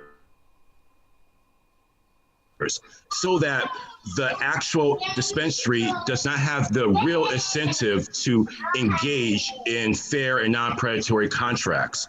And what I said is that right now they are living in an environment where there's very few dispensaries out there. You need to apply outside pressure, competitive pressure on these dispensaries, so that they'll now say, listen, if there's now a separate model that can circumvent the dispensaries, go directly to the cultivator, mark up the price, keep the spread, you have now created a competitor, a very substantial competitor that can go throughout the state. So either the brick and mortar dispensary makes a decision, okay? We now are fighting a two-war front. There's going to be more dispensaries opening up every day now, and there's going to be now delivery operators who are going to have identical margins as us. We're going to have to start to engage and sign agreements with courier operators so that we can compete in this marketplace, or else our lunch is going to get taken. That was the whole economic thesis of which we presented to Chairman Hoffman and the rest of the commissioners. Thankfully, they agreed with it. I think that you will start to see that happen, and all it takes is for one dispensary to sign one fair, non-predatory agreement with an SC. Once that happens, you will start to see a domino effect. And my hope is that will create a wide berth so that more and more SCs and EEs can enter the marketplace. Additionally, we always want a model that allows SCs the ability to grow out of it. So now they have a wholesale delivery model where they're not always going to be indentured servants to the dispensary or a sharecropper to the dispensary. They can actually grow into a model and create their own business that can stand on their own, independent of anybody else's decisions. So that is where I believe that this is going to eventually head towards. All right. Very well said. I just want to jump in, Jimmy, because I think we are at the middle ground when it comes to it. I think, them eliminating the ice cream model, the ice cream truck model was huge. I think that would have been a very big up for equity. And, just putting my Bernie cap on what I would think, I'm like many people, I don't care about these corporations who want to protect their profits. I think there's enough money for everybody. It doesn't need to be concentrated at a certain group. What I would like to see, I like to see the weed be free. I like to see people be able to take their bedroom grow, their 6 lights, get it tested, and deliver it to anybody that wants to buy it from them. So you can cultivate it at home or in your garage or in your bedroom or whatever, and you deliver the weed grown and cultivated by a social equity applicant. And once you do that, farm stands. I think you'll see equity skyrocket. That sounds like the caregivers in Maine. Did you see my microphone slowly popping up? I just wanted to note there was another huge change that went under the radar in Massachusetts. Yep, so let's merge them. Yep, the caregiver program, I don't know where it's going to go. I don't think it'll become a formal license yet, but I do think that allowing caregivers to grow for 5 patients and giving them 500 square feet of canopy and letting them charge the patients the cost of growing the cannabis plant, that lets people get experience that is invaluable and can be parlayed into a license. So I'm 100% on board. Like in Michigan, they were letting caregivers distribute straight to retail locations. Right. You know, they just stopped that, but that was huge. You know, for the people that knew, that was huge.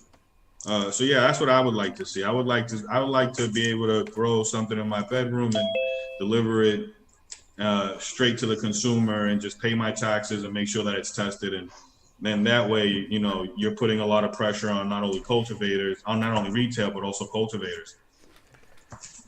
All right, we got Tito joining us too. Tito, how's the drive out to Springfield? Well, you know, a brother had to pull over so I can be legal, and I got to, and I, you know, I'm hanging out with some millionaires with the Franjul, so I had to make sure that I didn't get in the accident because you know, I want to try to catch up with their type of money. You're such a responsible guy, Tito. You know, you really do all the right things. And by the way, the picture, this is Jimmy Young, the picture that you and I took together at the Freedom Rally in September of 2019, which right now is the last Freedom Rally, right? Well, it's still one of the best pictures that I think either one of us have ever taken. It is, I actually took a little screenshot of it. I think we have a graphic that we have here, but you have a great big grin on your face. It's great to reconnect with you.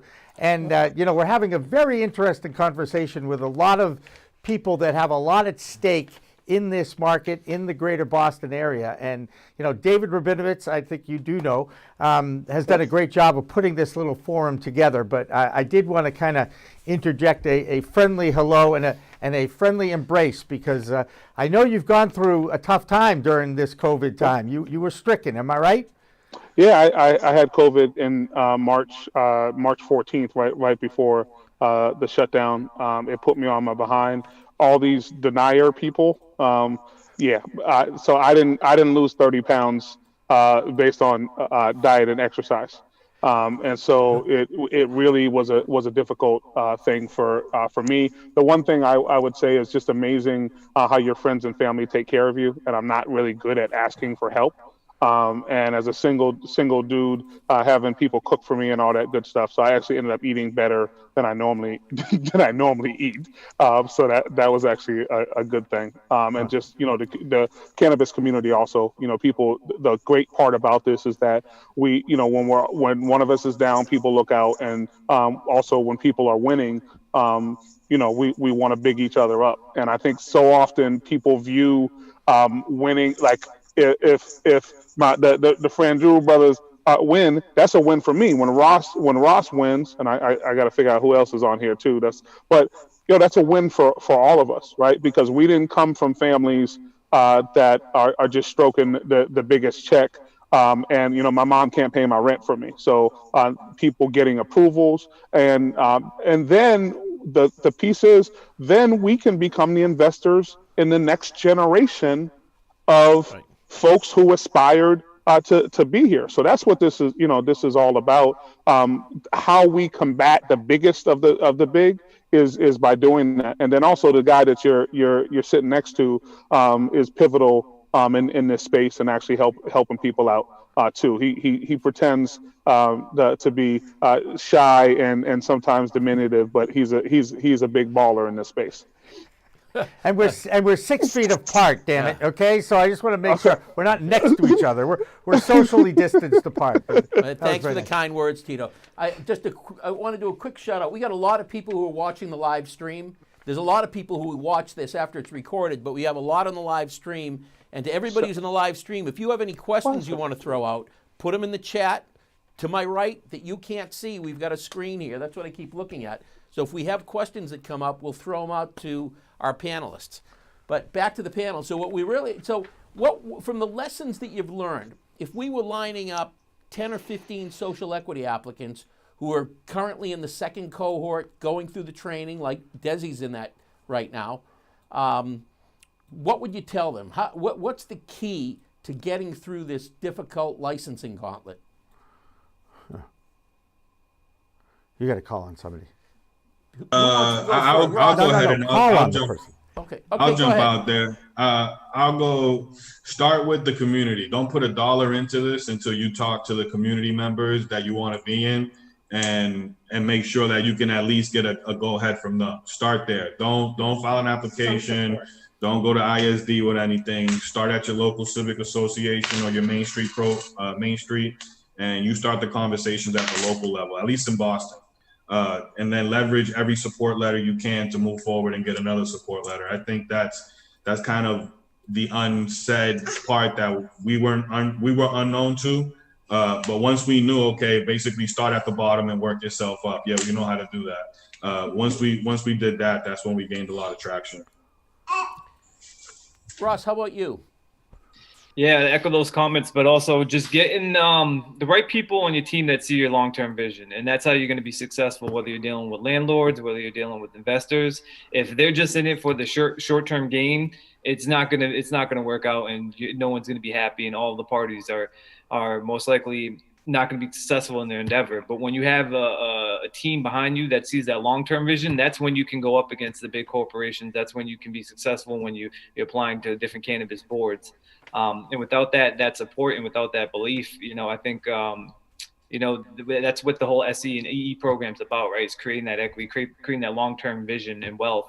And I think a lot of folks, sometimes they see opportunity, but it might not necessarily be the right opportunity. So Brian, Desi, and Jason were fortunate because they didn't really have to deal with competitive landlords in their situation. 2 of their locations are family members that are looking to retire who own the locations. The 3rd location, they partnered with somebody who had secured control of the location, was paying all the hold fees. Ross, how did you manage the location process? And was it somebody you knew? It was a third-party landlord? How painful were the economics?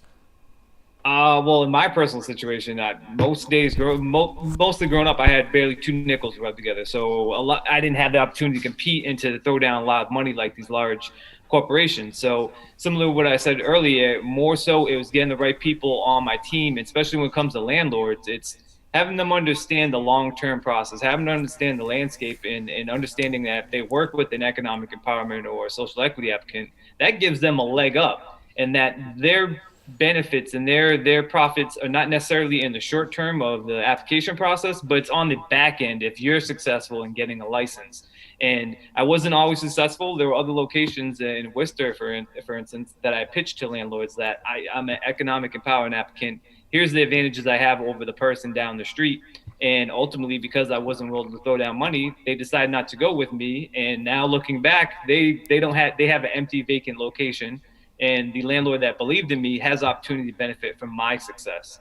And I think that's important when you're talking to landlords, especially if you're an SC. And the same thing in Boston, same situation.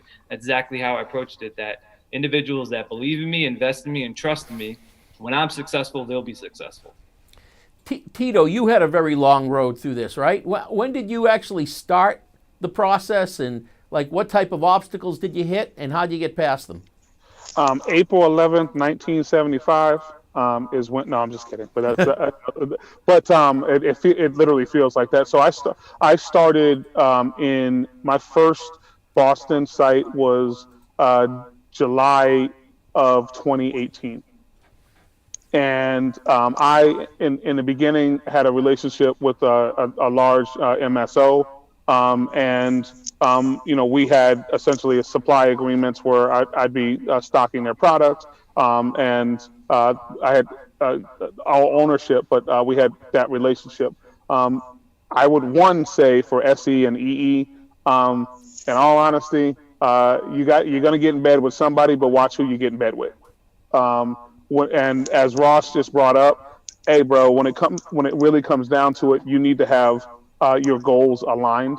And so, we spent, I'd say, well over $150,000 on the location hold fees, right? So that's hold fees, right? Because we're talking about over 2 years, because Boston the initial process was not like the current process that they have right now. I'm actually really proud of the process that has come forward because I think having a board, Ross and I, actually Ross I think presented the month after I did, but when it comes down to it, you know what you're looking at, right? So you know you need to have a diversity plan. You know you need to take care of your employees, and what it actually happened in the first go round when I got my license, one of the large operators didn't get theirs because their plan wasn't on point, right? So that's the other piece, is that I believe SE and EE people can really lead the country in how we treat our employees, how we not only say the word equity because it's kind of implied, but actually we have to make equity a verb and do it in our business. And my dream is to have somebody who works for me open their own spot. That to me is real success if we're able to pay it forward when it comes to this. But the other piece is, one last piece on Ross, what Ross was saying. Hey, you know what? All those AAA tenants, Joseph A. Bank and all those other AAA tenants that people said that they didn't want to talk to us because that's who they wanted, they're out of business. Right. So the other thing that's happening now is I'm having people who didn't want to talk to me may not throw water on me if I was on fire in the beginning of this, who now want to have conversations with me about, hey, are you trying to do this? Are you trying to do that? So I think that's the other piece. So in this space, SE and EE folks should be leveraging the fact that commercial real estate is going to have a really huge issue coming up, because outside of the city is actually where commercial real estate is booming. And inside the city, you see places like Log Me In that had 230,000 square feet are getting out of those leases. So we have some opportunity and leverage to actually get spaces. And as Ross said, have a value-based aligned connectivity with the folks. Because if they're only in it for the money, in the front end, it's not going to be there, and they're going to be frustrated with you. You're going to be frustrated with them. Right. I'm seeing a lot more flexibility on behalf of landlords in the market. When I'm working with an SC and we're putting offers together, much more flexibility, much more willingness to listen versus, oh, your marijuana, price goes up, there's got to be a premium and you have to start to pay me before you even come see me.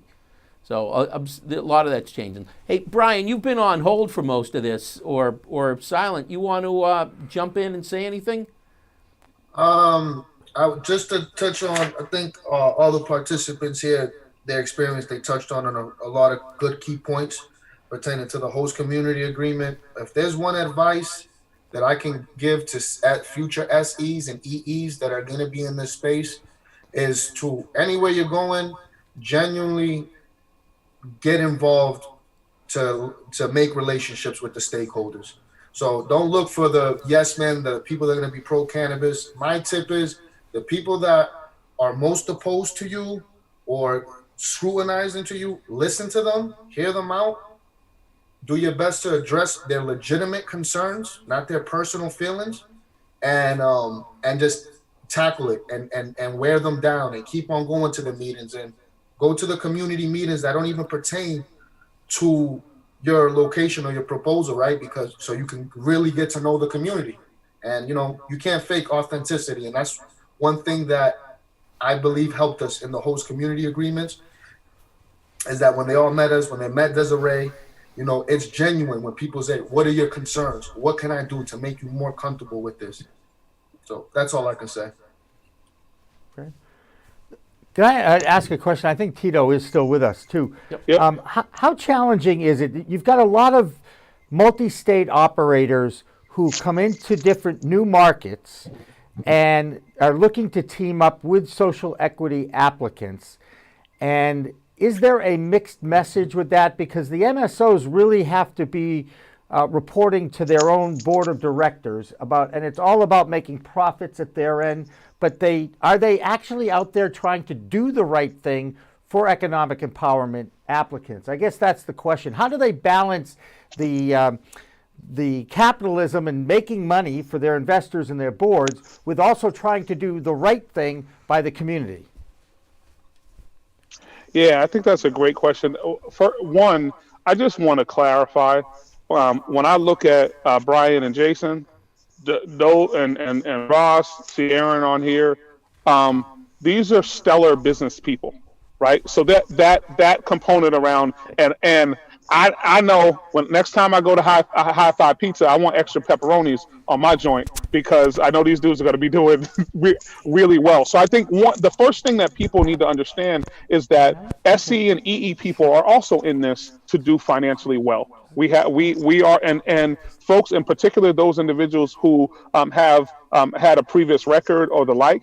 They were part of the cannabis industry before it technically was an industry in the state of Massachusetts, and they're pretty good business people. So I think there's a component of transferable skills because they were able to participate in that industry.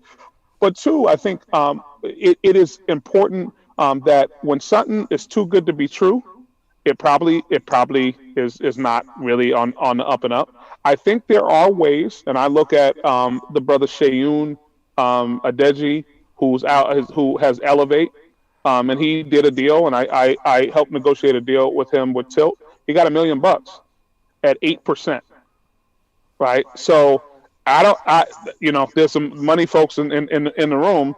That's a pretty good deal, right? And so he actually opened I believe last week or the week before in Athol, his first Elevate store, and he has actually 2 more stores because he has 3 HCAs. So it can be done. I think people need to realize when you're dealing with a investor, it's a deal. So the first thing written on paper you should not take. You also need to understand that they need you also. And I think sometimes, and I think Ross was really injecting the proper mentality into this, is that sometimes, because you don't have money, you think you don't have something that's valuable. Well, in the state of Massachusetts, the economic in particular letter means a whole lot to the state of Massachusetts in terms of the ability to expedite and move forward in the situation. And so I think that's a critical component. I think right now, this issue around product is a huge issue for all of us. And so relationships that can actually give you an exclusive or some preferential treatment in terms of getting product is going to be a huge issue, because I can't speak for the Chavez brothers, but you got 3 stores, you're gonna have to stock them, and not having the vertical is something that makes it difficult. So I think that's a critical component. So these supply deals. That's what happens when you drive and talk at the same time, right? Yep. It's all right if he wants to reconnect, he knows he can do that.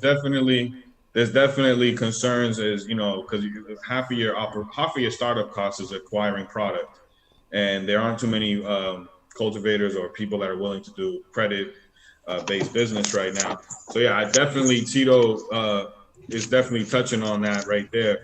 Our approach is we're going to cross that bridge when we get there. We're going to just try to leverage these 3 HCAs to get our own cultivation, hopefully somehow, some way. We just wake up and put our 10 toes down, and we keep, we know where we want to get, and eventually we'll be there. But yeah, definitely will be MCSC will definitely be a fully integrated company. When and where or how is still to be determined, but it will happen. And I would say to date, no one's done it the right way, right? So nobody has done it because I thought the smartest thing that one of these companies could do would play the back and be the supplier and not try to have any control over people's retail. Having that type of relationship would be, I think, the smartest relationship, but I think people have a tendency to overplay their hand. Well, I think we're about to see a lot of independent cultivators come online. Right. But we'll see. There's a lot of people with provisional licenses. Aaron can shed a lot of... I'm going to be quiet. I'm going to let Aaron just take over, because I can see by the way his head is nodding. He knows where I'm going. He's got to unmute himself. Yeah, I know exactly where you're going. Well, just to go back with SCs. Let's just go back with SCs. One thing I always stress, I even did a valuation course with Chairman Hoffman to address valuation and deal structuring for SCs. But know where your money is going to come from. I've seen too many cases of you have a dream, you have a vision, And if you build it, it will come, like the Field of Dreams. And those days are kind of gone in cannabis. That was 4 years ago in cannabis. In Massachusetts, we're now in 2.0. So those days are now gone. I can tell you there are 18 micro businesses right now that have provisional or final stage of licensing. I've spoken to 4 of them, and all 4 of them have been sitting on their provisional since spring because they have an ability to raise money. So once again, you have to understand that if you have a vision, you have to finance the vision. Make sure that you know how you're going to raise this money. Do not start this process and say, all I need to do is get a location. I will bootstrap this somehow and I will pay the rent. You will go bankrupt and you'll bring your family down with you. Have a way of making sure that you have the financial aspect of it tied up, or else you're going to be like there's a lot of licenses out there. I know that we're saying that there's independents coming online. There's 25% going all the way up from micro, tier 1, tier 2, and maybe a few tier 3. At least 25% of all those licenses that you see in the queue that are on provisional are just sitting there, can't build out because they cannot raise the money. And I have done I've made the calls. I do due diligence. I wonder though, I'm sorry to jump in, how much of that is due to the fact that investors might not understand what just happened to the micro business license. Very few people in the state know that a micro business is actually a retail license if you can get a delivery endorsement, and you don't have to go in front of the CCC to get the delivery endorsement. You can get it through the executive director. And I think that once that change, and I know this is limited to just micros and it does not address the issue of the dearth of access to wholesale product from cultivators, but I think the micro license, for folks who don't know about it, especially if you're an EE or an SE, is a very unique small scale license that I hope more folks will take advantage of. Will we see people starting to buy those provisional licenses that are just sitting on hold? Here's the thing. There's a market for it. I don't think it's a very strong market. There was a false narrative put out there, especially with these stupid, I can't stand these concepts, these investor aggregator forums where you pay $300 and you go there and they promise that there is a room of investors waiting to invest in you. ArcView was one of the worst ones I could think of. I cannot think of one single deal that's ever been placed in that. And it's done an absolute disservice to the entire community. Because as somebody who spent over 12 years on Wall Street, 3 of which in equity research, and I've structured deals for a living, it's just not how capital markets work whatsoever. It really is not. You don't build it and it will come. If you build it, you will go bankrupt. That's how that works. So make sure that the money is in place before you go down this road. Second of all, make sure you understand valuation. I've seen some absolute obscene valuations. My wife and I, she's friends with this one individual that has an ungodly amount of money. We went to his penthouse over in Seaport District, filled with nothing but multi-$100 million millionaires in Seaport District, and they all circle around business plans. He showed me a stack of 30 business plans of all Massachusetts entities trying to get into it. And I said, listen, you're worth about $300 million. Why aren't you investing in this? He's like, the valuations are absurd. They're absolutely absurd, Aaron. He's like, I'm not going in this. There's no way that they're going to meet these valuations. A lot of individuals are using publicly traded multiples, implying it to private entities. You cannot do that. That inflates your valuation and you're scaring off investors. Make sure you leave enough meat on the bone. And I've always told investors, if you got equity is always cheaper whenever you're doing a startup. Me and my wife have done startups before, actually a very successful one. And Connecticut. And I am under the impression, just from experience, you don't need to give up more than 30% of your company. If you value it correctly, there's no need for that. Anything above that, hey, Wyatt, hold on 1 second. One second. Go over there. Go ahead, 1 second. Go ahead. Yeah. That's all right.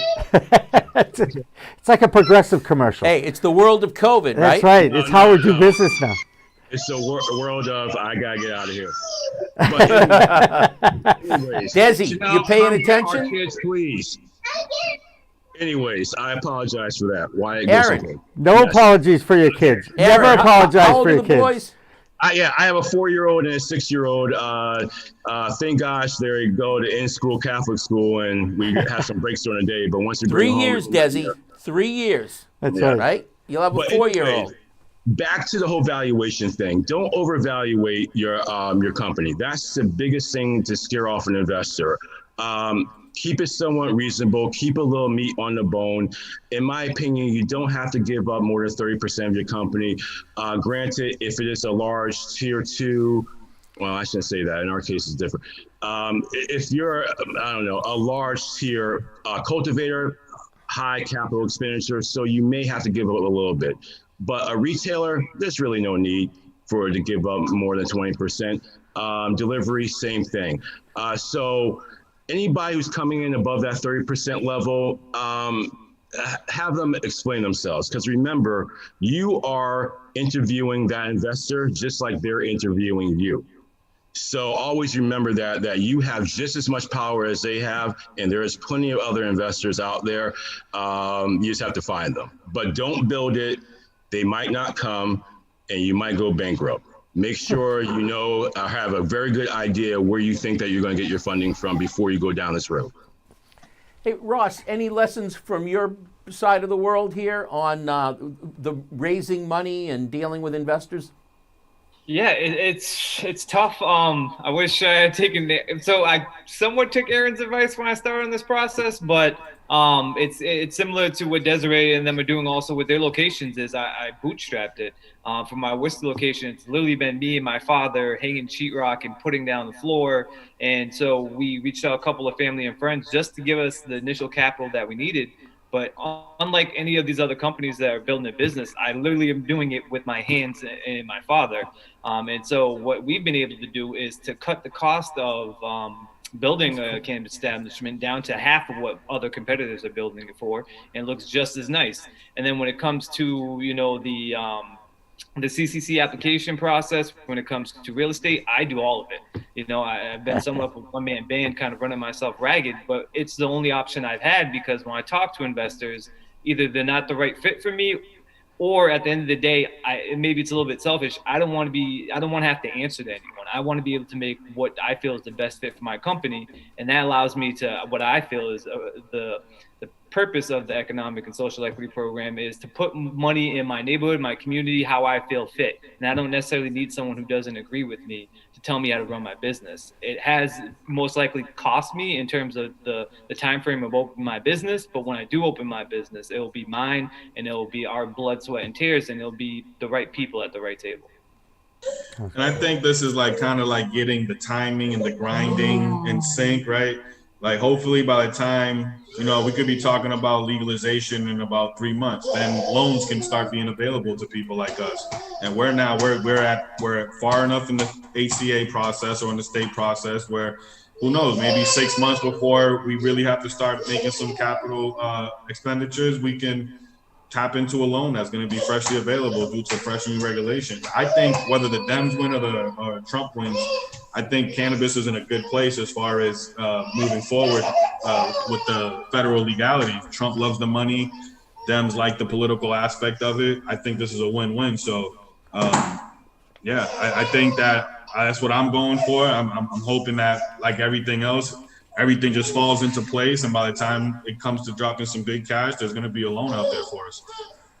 I hope so. My goodness, do I hope. That's a better day ahead of us, that's for sure, than where where you guys have had to start over the last few years here in Massachusetts. You know, I can't believe it's been 4 years since that vote. Question 4 was on the ballot.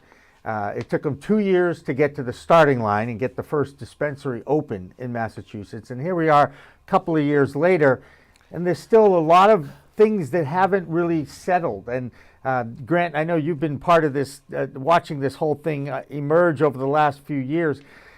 Are we forgetting about the fact that we're supposed to have social clubs opening at some point in Massachusetts. consumption. And of course, needless to say, COVID has put a little bit of a curveball on that as well. I just wonder if we will ever, how long it might take us to see a social club opening in Massachusetts, especially now that nothing's going to happen for at least another year, given the fact that we're still under the COVID pandemic ruling. Like so many of your good questions, Jimmy, there's a bifurcated answer, which is one, there are some social clubs already open. I think a lot of folks already know about them. They tend to function like private clubs, and you can actually smoke inside them. One is in Worcester. It's That's regulated. the Summit Lounge. I'm familiar with the Summit Lounge, and I was a member for a while anyway. Great location. Kudos to the team there. They do a good job, and they're fully regulated. The second answer to your question is, the ballot question in 2016 did approve social consumption. The CCC then did a pilot program about 2 years ago under the direction of Commissioner Tito and Commissioner Hoffman, the chairman. That pilot program, upon further review, it turns out needed a provision of the law to change because while social consumption is allowed by the law, there's currently no framework for towns to opt in to social consumption via the law. So we're expecting a legislative change. The CCC commissioners and the executive director have written letters to the Joint Policy Committee on Cannabis at Beacon Hill. I'd expect to see that law change within the next 16 months, 12 to 16 months. I think the first social consumption site will open under the pilot program, realistically 2 to 3 years. Now, was Uxbridge involved? Is that where the location is going to be? So I know there have been, obviously some towns are much more friendly to social consumption, cannabis and otherwise. I know Uxbridge is one of them. Any town that wants to be involved once the law will change will have to formally opt in and then permit the social consumption site. And one more piece of information, the CCC, against the wishes of some of the more progressive commissioners, decided that only vaping will be allowed indoors and smoking will be allowed outdoors on an enclosed patio.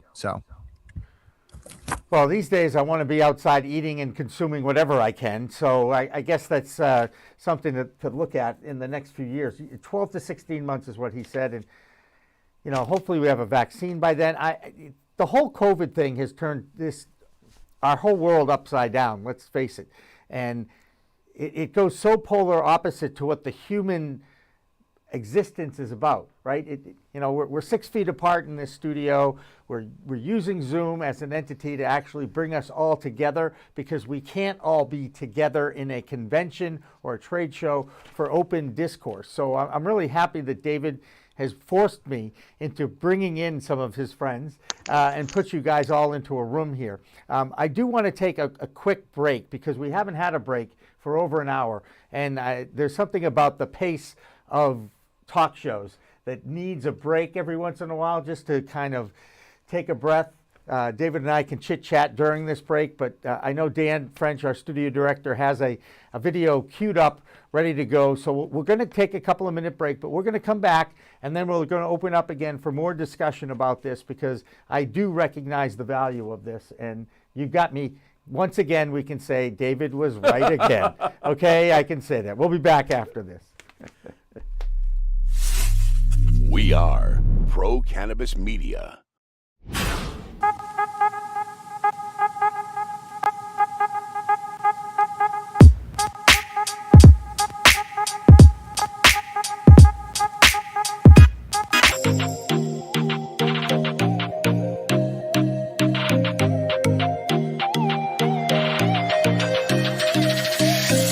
Well, hello there. Here we are again, another live stream from the new studio of Pro Cannabis Media. This is Cannabis Chat, and I'm Jimmy Young.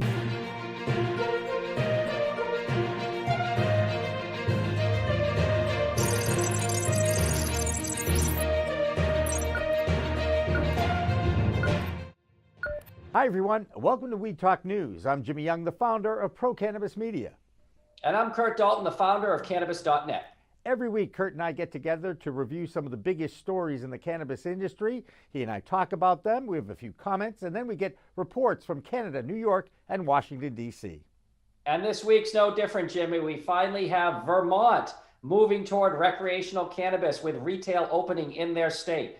We have an old state and a new state, Colorado and Illinois, both setting cannabis sales records in July, as well as multiple efforts to legalize the cannabis plant in America, including our friend Steve D'Angelo getting involved. But first, let's go to Deborah Borchardt in New York to check on the financial weed scene. Deborah? Thanks, Kurt. Thanks, Jimmy. Well, things seem to keep going the wrong way for Charlotte's Web.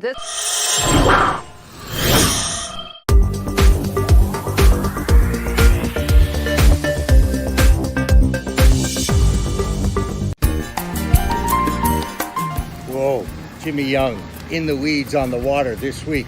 We've got the CEO of Kushko, Nick Kovacevic, with me. This guy has built his little company in 6 years from $2 billion in sales to $145 million in sales. We can get this thing to be fully legal here in the next few years, I believe, but it's going to take far longer for the stigma to change.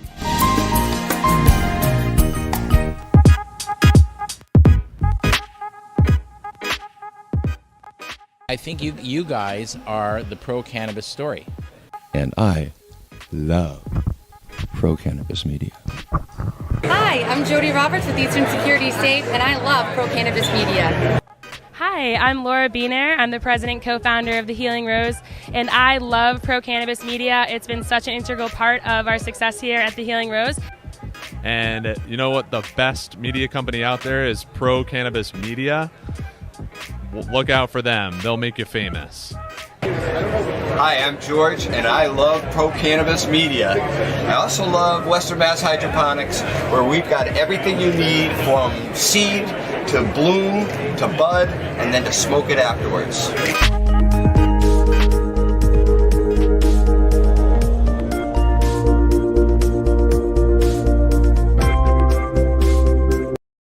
All right, we're back, and I appreciate you allowing us to take that break and kind of regroup a little bit. David Rabinovitz is here. I'm Jimmy Young. You saw kind of a montage of the stuff that we've done over the last year, and I definitely want to put a shout out to two people in particular that were on that. Bruce Linton, the former CEO of Canopy Growth, and also Steve D'Angelo from the Last Prisoner Project. We've had the honor of talking to both those guys. They support us in so many ways, and Steve went wrong with the gag with the "We love pro-cannabis media," and I just enjoy that and always want to give him a shout out, because what he's doing, working on the expungement of records of all those who have been incarcerated for cannabis crimes in this country, is so remarkable, and I have so much respect for what he's doing. They've made a lot of progress. We're right on the verge, as we all know, of a major a change, hopefully. Sorry. I had to lean that way. It just kind of comes out of me. Anyway, we know that there'll be a change. So I've got a question for our panelists. Yeah, go ahead. Tuesday is the big election, and putting aside the presidential politics and looking at marijuana legalization, New Jersey is predicted to legalize marijuana on Tuesday. Yep. Most likely, because they're in the Northeast, there will be some component of social equity. If you were advising the folks in New Jersey, based upon what your experience has been so far here in Massachusetts, what would you tell them to do differently on the social equity program? Who wants to jump in first? What's the word I'm looking for? Not promote. Advocate. Not like as far as the law goes, how it's written that it's meant to promote equity ownership. I think you have to mandate it, make it a mandate, and not say let's not leave it to politicians to promote it. Make it a mandate in the law that it has to happen. Yeah, I would go farther, even say there should be a carve out where a certain percentage of the licenses, certain percentage of employees need to be minority owned businesses or minority owned employees. That's, if you look at what happened on the retail front here, that's exactly what the issue was, that there wasn't a mandate enforcing that.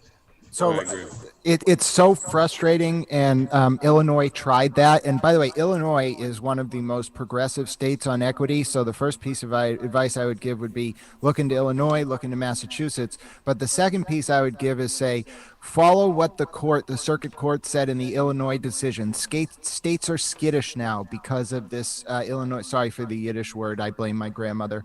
But states are skittish because of this decision out of the circuit court in Illinois. So follow the circuit court decision, make the carve out constitutional, and do it in such a way where you mandate the equity process on the local licensing level, like we mentioned earlier, and the state licensing level, and be aware that there's always going to be a corporate operator who's going to try to sue you by claiming that by putting equity first, you're disenfranchising certain white business owners.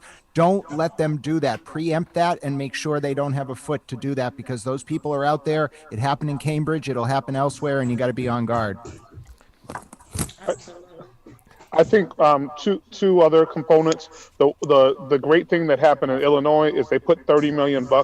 So put your money up front, so equity candidates have the opportunity to have the resources that they need. So Illinois did that.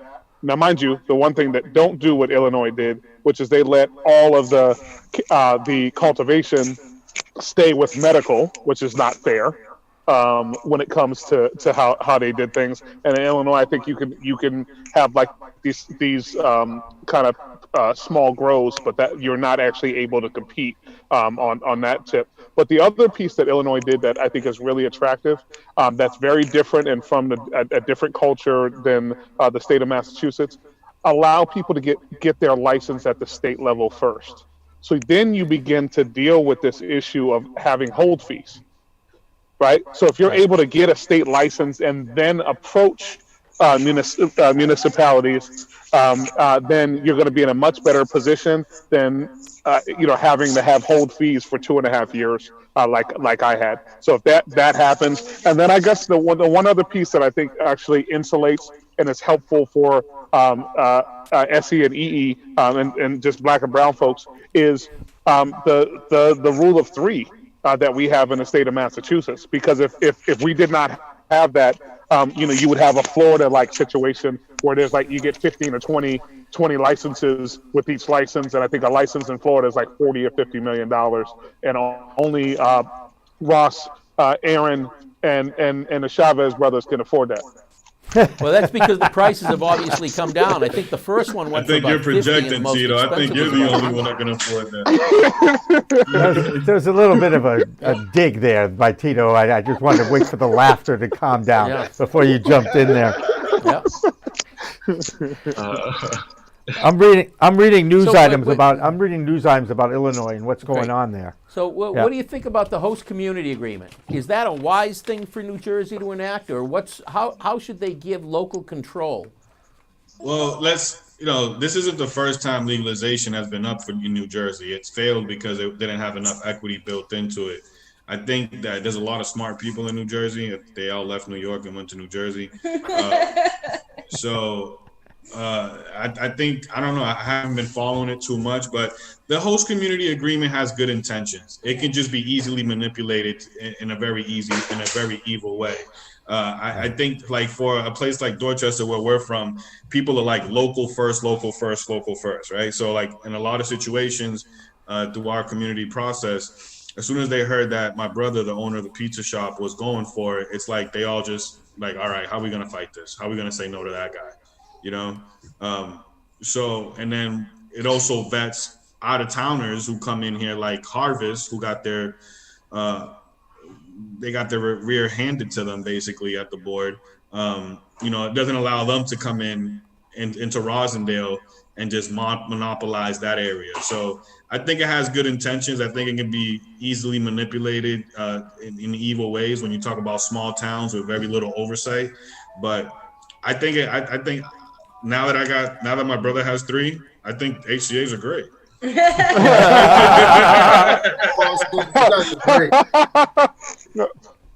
But I think the last thing is transparency. I think what Boston has done is laudable because we knew what we had to do, right? So there was a point system, and I give Councilor Kim Janey props for that. And also Mayor Walsh for the implementation piece. And so the board wasn't playing. And we saw a situation where a large company had a boatload of money, didn't get their license first go round. because their stuff wasn't on point. So I think there's something to be said about having transparency, and that also means that we don't fall into Fall River-like situations where people are able to shake folks down. You don't want this to be you want it to be in the hands of boards and commissions that are transparent and that have accountability, or else I don't look, although the picture I have up looks like my forehead is orange, I don't look good in orange and jumpsuits. And so I think it's absolutely critical that you don't have you have a system that has some fail safes in it, because obviously and by the way, what happened in Fall River is going to jam up a lot of the people who were seeking to do it on the up and up, and they thought that we went back to the the old school days where people were giving out brown paper bags. That should not. We're having to deal with a transition from the illicit marketplace to the legal marketplace. Those people who are in political office, like I used to serve, should be able to honorably administer this stuff too. What do you think about operators who are trying to get more than their allowed allotment of licenses? And I'll give you an example. An operator has 3 retail stores along with a grow facility, and now they're going for a 4th retail host community agreement. At the local level, they're promoting the fact they already have 3 retail stores. They talk about their information is on their website, which is the existing operation. And it's basically, this is going to be our 4th store. But when they get to the state, they're likely going to change their tune and say, oh, well, this is a new independent company, and we have the host community agreement. Grant looks like he's itching on that one. Well, David, you just designed such a good hypothetical, and it really gets my brain, going. And I think that what it does is it points to exactly what the CCC is good at. The CCC is learning about a lot of things, especially the host community agreement issue and why their failure on that was a big issue. But one thing they're good at is license caps. And the thing is that the CCC doesn't just go after ownership, they go after control. And I'm sure folks noticed, but there was an entity, Acreage, just earlier this year that went to the CCC and said, we're applying to, own however many licenses. And the CCC said to them, hey, you're going over our caps here and we're not going to give you these licenses. The company had the gall to say, we disagree with you, we're applying anyway. Well, what happened? Not only did every license above the 3rd get rejected, but they were assessed a fine for attempting to violate the license limit. So I think that comes down to the cogency of the regulatory oversight, and that cap issue is something the CCC takes very seriously, and I would not be surprised if they found out that people were trying to use straw man buyers to get around the 3 cap limit, that there would be big fines and perhaps even license suspensions handed out if that were to be attempted. David, I got to ask you this question, and I'm going to guess a few others have some insight on it too. When you're a big company, when you're a multi-state operator like Acreage or like Curaleaf or like a few others, aren't companies in other industries that don't have limits on the amount of licenses they have, don't they create management companies that run certain things? And isn't that how big business is created? Well, you know what? If Tito doesn't mind, I'm going to throw that one to Tito, because I bet he's got some great insights on that issue. Is he with us? Tito, you still with us? We're going to call that a pass, but I think in my world, I think that's a deflection. But that's all good. I feel like you did some Harlem Globetrotter stuff on me right there, but that's all good. Listen, I think, in all honesty, I think this component around 3 licenses is probably one of the best things that ever happened to the state of Massachusetts. When you look at, and you're right, listen, there's a 7-Eleven model, CVS model, Walgreens model, where there's literally one, or you have the Starbucks model where there's a Starbucks across the street from another Starbucks, right? So that's a model. People like the folks on this call who are entrepreneurs, we can never play in that model. That model, that's Aaron's old song. Well, I don't believe I can't. I'm sorry. I should pull back. In the beginning, we won't be able to play until we are able to scale and get stores under our belts. But I don't believe having folks come in and be able to put 20 and 30 stores in play is going to actually promote equity. It's the antithesis of equity and people being able to get into the business. And so, like I said, when you look at states that have done that, like Florida, you don't see. I don't know any people of color who own a license in Florida, and I don't even know anyone who's like, hey, let's go dabble in Florida. That is absolutely not happening. Right. So I think it's really critical that from a structural side of things, that there's it's manageable, but also that means our valuations stay higher if with these threes.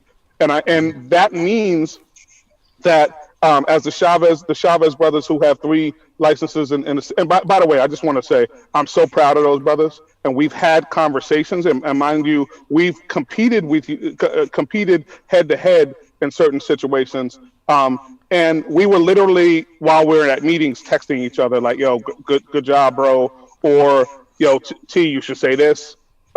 Jay, you should say that. So we've had these this relationship, because really what this is about is when one of us wins, we all win. That's the difference between MSOs and regular folks. And the other piece is, whether I like it or not, I've run into Ross a million times. Aaron and I are like, yeah, we know a bunch of the same people. We're also all connected when it comes to that. So these big guys have to learn how to play with rules that are actually going to promote us. And like I said, if you hooked up with us and you gave us a deal where we're able to purchase product for you, we can kill it for you. We can have a really mutually beneficial relationship in the front end until we all get our grows. And then when it comes down to it, your marijuana infused product business, you may have some bomb stuff that we're all going to want to continue to flow with. So I think the last thing I'll say when it comes to this, this industry is so small that, remember, unlike other industries that are just massive, you're going to come back around to these people. So make sure you continue to have good relationships with people across the board, because you're definitely going to see each other. That's a great point. And it is still it's a very small cannabis business world right now. I mean, I'm running into people that... The same way in every industry, right? You get to know the people in the industry, especially at the local level, and then 15 years from now, it'll be a huge industry, and people will say, it's really a small industry. It's got to do with connections. If it's a small world, it can be a small industry. Like Stephen Wright said, it's a small world, but I wouldn't want to paint it. More Stephen Wright quotes and 60s and 70s mentions. I love this. I love this group. Last thoughts, David, because we're going to wrap it up in a few minutes. Well, no, let's go around and let everybody. Any other thoughts? Yeah, I'll go ahead. As we talk, as the nearing election is right here, basically, there's positive sides to the federal legalization. There's also negative sides to federal legalization when it comes to equity. If we think that there's big money in the game now, wait till it's federally legal. Equity doesn't stand a chance with that. So I think that we have to go beyond ownership and control, and we have to go into management. How many companies can manage certain entities if we're going to maintain equity? But I think equity will only be able to really be protected at a local level, because when Modelo, Constellation Brands and all of them get into the game really heavy, when Oregon starts shipping their distillate to Massachusetts to make edibles, we're all going to be in trouble. So interesting. Moving forward with that, I think we have to be mindful of who owns these things, how many entities manage them or control them, and things like that. But at the same time, and a lot of these relationships are byproduct of the current environment. There's no technical assistance with it. There's no banking with it. So who else can you turn to? You have to go sometimes look into an MSO partnership to make some type of traction if you want to be in the space. But if you're going to want for somebody to hand it to you, and you're probably going to be on the sidelines for the whole time. Good point. Great point. Who's next? Well, the big thing, I think that it's been hit on so many times tonight, which is that if you're not intentional in the way that you go about building your laws around equity and participation, it will never happen. And the reason, to go back to Jimmy's question, it's like that, in this industry, and it's not like that in other industries, is America was usurped by corporations back when Teddy Roosevelt turned over power, and Taft was less progressive than he said he was going to be, and then Woodrow Wilson sold it all down the river. And mind you, that was not a new theme. They had been trying since Alexander Hamilton and Jefferson had tension to take over the country. They just didn't do it until the 1912 to 1920 era. In any event, the reason why we find this so strange that a fair market structure is being built is that it's the antithesis of American corporate oligarchy. But that's the beauty of it, because this is American democracy in action. And Teddy Roosevelt, outside of the racism, I would like to think would be proud. Yes, just outside of that little thing, yeah, that our country was built on after the turn of the century. Anyway, good stuff. Who else you got? Go ahead. Last points. Well, no, how about Ross? And then let's give. We still got a couple of minutes here. Ross, what do you think? Closing comments. So, I mean, as we're talking about equity, we're talking about a lot of the pitfalls and a lot of the hurdles, and at times it can seem bleak in terms of, SEs and EEs and creating an equitable industry. But I guess to leave it on a positive note, and the one beacon of hope that I have and I see is basically what Boston has been doing over the course of the last 3 months. I tip my hat off to, Mayor Marty Walsh and City Councilor Kim Janey and what they're doing, because even, what's clearly depicted in the Zoom call is the amount of opportunity that the city of Boston is finally creating for Black and brown businesses. And I think if we continue down this path, 3 to 4 years from now, Boston can be the capital, or could be the example of how to create an equitable industry in the cannabis industry throughout the country. And if we continue down this path, I truly believe we'll be there. And that makes me proud to be part of this industry. Nice. It did all begin here in Massachusetts, in Boston. There was a party, right? Wasn't there a tea party back in the day? And everything started here. It would be nice if we got it right before the end of the next century anyway. Desi, what do you think? Any closing thoughts? Yeah, I mean, I just feel like we have to advocate, and we have to fight for our, like Tito said earlier, for our future generations. Cool. Absolutely. Aaron, the man who's never without words. For my wife and I. So she did come back after last weekend. Yeah. Oh no, she did come back. Yeah, from her little squad trip for 4 days in the Berkshires and left me with these kids. Oh Lord. But anyways, that's another thing. But the key is capitalism. I love capitalism. That's what this country is founded on. However, over the years, you've had certain individuals like J.P. Morgan, Carnegie. I could go down the list that have perverted capitalism. So what I'm trying to instill, me and my wife. Bad grammar, my wife and I, we want capitalism with a moral compass. And that's really our objective. And I will probably be reaching out to everybody on this call. One of the fortunate things, because of my career, where I came from, I've had access to a lot of high net worth individuals. And it's an idea I've been working on that specifically targeting for social equity. And I think it could be a very big concept I'm still trying to round out. But the point is that there is a way that we can create generational wealth for ourselves and our families and everybody else around us within the social equity, economic empowerment community. I'm a creative mind. David is a very creative mind. And I have some ideas an idea that's monumental I would like to eventually speak to people. But the point is that, what are you doing? How'd you get on my lap? The point is, Put them both on there and let them both get in front of the camera. Oh, there he is. By the way, this is really why you are all doing this, is to make the world a better place for those that are on your laps. And that have been screaming around your house for the last few months, And I see quite a few little people out there, and I think that's great. And I'm really proud of what David has been able to create here today, an open forum like this. Tito, I know you're someone who can look at a big picture and kind of hit it right on the nail. So I'm going to put you on the spot. And how important is communication and conversation like this? So I would say it's paramount, because if we are not successful as a cannabis industry if we leave behind the folks who have been left behind. If we lock the doors behind us for those who've been locked up and they get locked out of this industry, then this industry is actually a failure. When it comes down to why I became the first elected official in the state of Massachusetts to put my neck on the line. I know a lot of folks were nervous. I actually put in the Boston Business Journal on 4/20/2016, I endorsed question number 4. First off, I didn't know that the Boston Business Journal knew what 420 was, so I thought that was actually quite comical.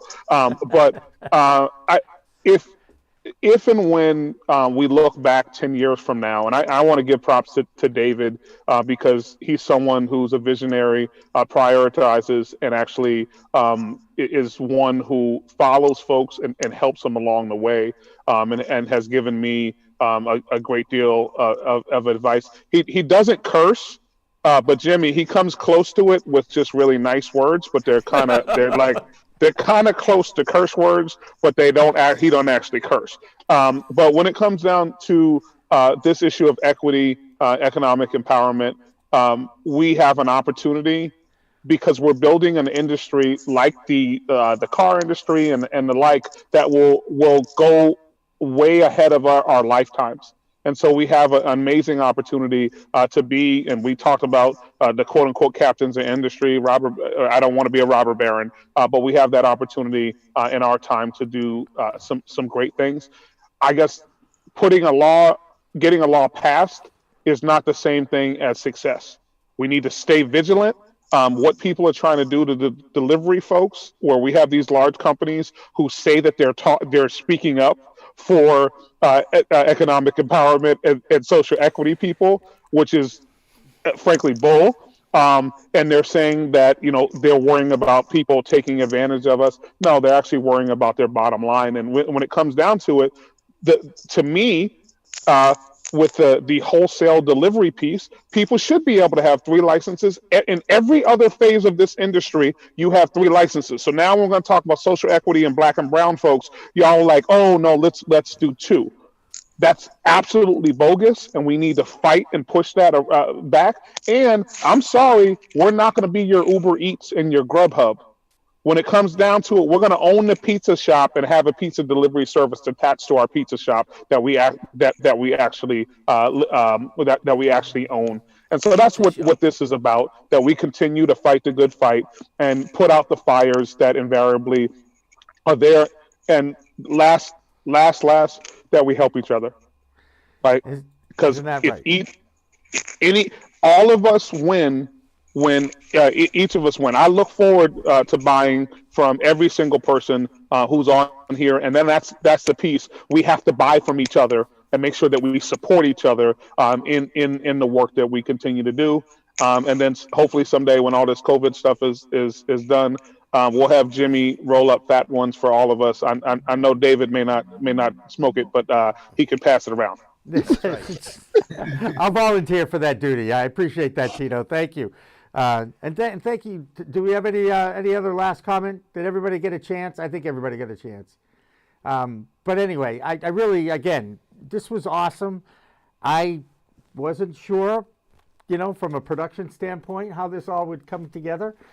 David was very confident, and I give him props for that. He's got a great following, great reputation. I'm glad that we are longtime friends, and we're keeping it going, and we will continue to give a forum to the industry, and no matter where it is and what it's all about. We have to continue to communicate. It's what I've talked about for my whole life. Matter of fact, I think my mouth has been going my entire life, and it continues. And now I love the fact that we're able to give a forum and a voice to the people in the industry, and appreciate you all taking the time out. I want to commend you for that, Jimmy, because you really do got something special here. I'm in California right now. When I was telling people what I was about to do, they were like, "Oh, really? That's unique." They wanted to watch. I don't think they get to because it's rush hour right now. But you do have something special here, and making David a part of it is definitely a good move. So congratulations. Yeah, Thank you you. guys. I appreciate that. I really do. Anyway, so for everybody on our Pro Cannabis Media team here, for David, for everybody on the call, for Isabel in the back room, Karen in California, Rick here in Newton, Dan French is pushing all the right buttons again. I'm Jimmy Young. Thanks again for watching. Remember, it's a whole new world of weed out there, and I am leaving with a very personal note after this. So please stay tuned for a few more minutes, and then our Weed Talk News will follow that. I lost a dear friend. Thank you.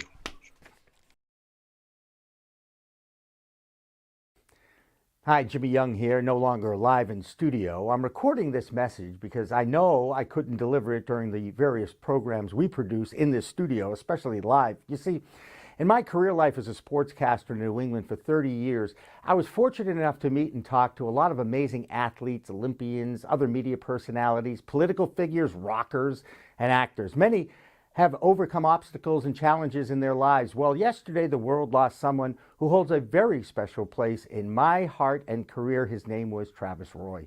Maybe you've heard of him. Maybe you were able to meet him. Lord knows if you did meet him, you would never forget his smile and his genuine desire to help others who had a tough break in life. You see, Travis's story was told eloquently years ago by the author Ed Swift, who wrote the book about Travis's life. It was called 11 Seconds, because that was the length of Travis Roy's college hockey career at Boston University when he crashed into the boards at Walter Brown Arena on his very first shift and ended up paralyzed and bound to a wheelchair for the past 25 years. 25 years to the day of the accident yesterday, he passed away. Now, over those 25 years, he made countless public appearances, personal phone calls to others who suffered a tragic spinal cord injury. His Travis Roy Foundation raised millions of dollars to help others whose lives had been changed through paralysis. He appeared on my old sports talk show for kids on NECN, Kid Company Sports World. He also spoke at Team Harmony, another event that is personal for me. Now, I covered the story 25 years ago to the day when I got called off one story to go race to BU to do a live shot at 11 o'clock from the arena where Travis and his thrill and his accident occurred. You see, I knew Travis when he was a stick boy for the Maine Mariners AHL team in Portland, Maine, where I worked for 11 years at the CBS affiliate Channel 13. He went to North Yarmouth Academy. His dad, Lee, was a rink manager and worked at the Cumberland County Civic Center where the Mariners played. WEEI's Dale Arnold, Nesson's Tom Caron, and myself all worked in Portland during that time, and we all remember Travis's dream of playing Division I hockey for BU. We also remember Travis's first words to his dad that night when Lee shuffled onto the ice at Walter Brown Arena. He looked up, and just because he could only move his eyes, he said, "Hey, Dad, I made it." Well, Travis, you did. Your 11 seconds to fulfill a personal dream turned into at least 11 million reasons for people to never forget you. I know I won't. Thoughts and prayers and condolences to the Roy family and the entire hockey family of New England.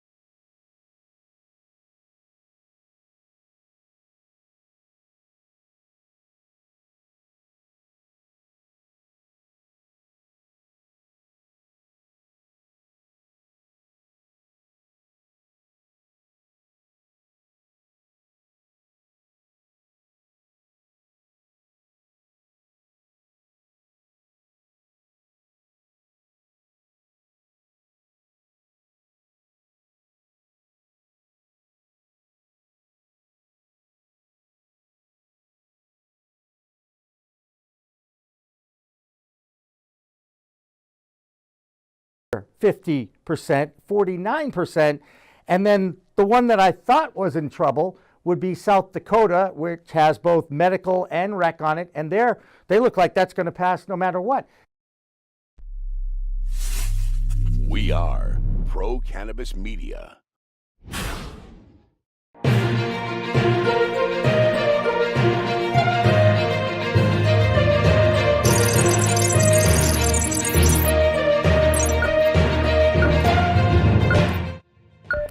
Hi, everyone. Welcome to Weed Talk News. I'm Jimmy Young, the founder of Pro Cannabis Media. And I'm Kurt Dalton, the founder of Cannabis.net. Every week, Kurt and I get together to talk about the cannabis news stories of the week and add some insight and commentary. Plus, we get reports from all over North America. This week, it's all about polling and the upcoming election. And of course, we encourage everyone to exercise their right and vote. Right, Kurt? Absolutely, Jimmy. And remember, we're not voting on the 6th this year. It's the 3rd. But let's bring up the latest polls from Bloomberg about where cannabis legalization stands in each state. And no, what's amazing about that, Kurt, is if you look at this graphic, Arizona, 56% in favor. That one may still go either way. Mississippi's the closest at 52%, although Montana, which I thought was going to be a slam dunk, is under 50%, 49%. And then the one that I thought was in trouble would be South Dakota, which has both medical and rec on it. And they look like that's going to pass no matter what. Surprising results for you? Well, as we learned from 4 years ago, polling can be way off come election day. Arizona's been trying for, I think, 2 election cycles, let alone maybe longer, at least certainly on the rec side. Medical just got through. So let's see, let's see how next week shapes up and what the last minute, the money on the spending. But overall, in general, it's trending very much in a pro-cannabis direction for this particular election.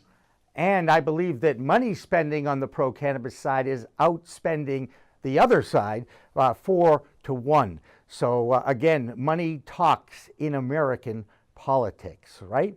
And people want to get elected. And if so many people want something, you should probably endorse that so that they elect you and re-elect you. So it kind of makes sense, not only the money, but also those positions to be in power by voter choice. Do what the voters want, and people want it. That sounds like a democracy to me. That's a good thing. Okay, there's also some concern that the majority party in the Senate might be in trouble. Now, if that's the case, expect to see some movement on one of the 3 different bills that have already received House support. That would be the MORE Act, the Safe Banking Act, and the States Act. And each one of those bills, Kurt, has a different, just a different thing for the cannabis community to celebrate. One opens up the banks, one expunges records, and the other one allows the states to have interstate commerce and totally legalize. And I believe that's the States Act. So either way, all 3 of those is going to be a win. But in this current situation, all bets are off, right? We don't know what's going to happen on Tuesday, do we? No, not at all. And as we mentioned in previous shows, it's a lot more interesting to see if the Democrats can get the Senate. Because as Ed Markey spoke earlier a few weeks ago, they have enough votes to override any presidential veto, Trump or Biden. So really, you want to watch the Senate, the Democrats. They could take the MORE Act or the States Act, combine it. I really want full decriminalization. That's the biggest thing we need to happen. And full legalization as well. But again, they'll put something together. They'll kind of mosh it all together, open the banks, create interstate commerce, and legalize it, at least on the medical side, where people around the country, regardless of your state, could have a medical card for a treatment, say, of epilepsy, Alzheimer's, anything like that. That's the humane thing to do, let alone the right thing. And of course, our friends on Wall Street, you can watch that market going up and down, and you will see a lot of movement over the next few weeks, no matter the result on Tuesday. But the most important thing, go out and vote if you haven't already. In the meantime, our report from Wall Street with Deborah Borchardt from the Green Market Report. Deborah? Thanks, guys, and happy Halloween, everyone. Well, this week was a scary one for the Dow. It fell over 2,000 points on fears of another COVID lockdown taking over as hospitalizations have begun to rise. Tilt Holdings announced preliminary financial results for the 3rd quarter and some management changes. The company promoted Gary Santo to president and appointed Brad Hawk as its permanent chief financial officer. 3rd quarter revenue is expected to come in between $40 and $41 million. That's a 4 to 6% increase from the 2nd quarter revenue of $38.6 million. California-based cannabis company Hollister Biosciences gave an update on their third quarter sales figures. The company said it generated record quarterly revenue of $12.5 million, and that's in Canadian dollars. It apparently seemed like a good week to issue more shares. Aurora Cannabis filed a new prospectus with securities regulators to make an offering of up to 500 million of common shares. That is a lot of dilution. Akerna priced a public offering of 5 million shares of its common stock at a public offering price of $2.40 a share. And that's the big news this week. I'm Deborah Borchardt with the Green Market Report for Weed Talk News. Here in our home state of Massachusetts, where 4 years ago voters approved adult use of cannabis, Thursday was the day of Burns and Levinson's annual State of the Cannabis Industry event. Yes, it was all virtual this year, and it was headlined by attorney Frank Siegel's one-on-one interview with Stephen Hoffman, the chair of the Cannabis Commission in the Bay State. Our own David Rabinovitz took in the webinar, and David, I expect there was some discussion about the now controversial delivery licenses that were supposed to be distributed this week, but some in our legislature decided a longer public comment period was warranted, so that's been delayed. How did that go? Well, Jimmy, first let me make a comment. I really don't know if it was completely some in the legislature. This was, from what I understand, the Massachusetts Dispensary Association, which I believe is the 25 largest vertically integrated operators, who made the push. They reached out, they got a bunch of legislators that were more favorable to their cause to write letters. I understand that they, somebody, I should say, sent many of the municipalities a recommendation that the municipalities respond, and at least one of the municipalities forgot to take out the part of the letter that said insert here and sent their letter in. So that's what tipped everybody off that there was somebody behind it. So this is really a battle between the large, fully integrated operators and the smaller social equity players. And it did take up quite a bit of the keynote address, the fireside chat that Frank had with Steve Hoffman, the chair of the commission. And Steve Hoffman was sticking to his free market principles. It doesn't look to me like there is a lot of vacillation on the commission. They seem to be committed to the social equity program. They're going to hear people out at this new listening session November 13th, and then they take a vote on November 30th. And I'm not as concerned or nervous as I was that this whole thing was going to be tipped on its head today as I was a few days ago. Okay, that's good. Kurt, what's your read on this? Yeah, I was going to ask David, if they go through and change some sort of model that greatly favors the entrenched dispensaries with a lot of money, doesn't this stink to high heaven of a backdoor deal? Doesn't this look like a check's been cut? How does the Massachusetts Cannabis Control Commission avoid this dilemma? And maybe they will avoid it, but it sure looks really stinky if things get changed to really favor the rich guys. I agree. And I think the only way that's going to happen is if people very high up in Massachusetts government get involved. And what I mean by that is I'm not talking about the legislature. I'm talking about the attorney general, the governor. Remember, there are 4 commissioners seated right now because one is left. Right. And they voted 3-1 for these delivery licenses not too long ago, right? That's correct. And one of the commissioners is leaving after this current regulatory review. And another commissioner who sits in the social equity seat, their term was up, but they're now a holdover. And it's a matter of whether they're going to be reappointed or not. So I would suggest that if high up in Massachusetts politics, people don't like what's going on, then what they'll do is they'll just move some of the commissioners around, right? Because this is like appointing judges to the Supreme Court.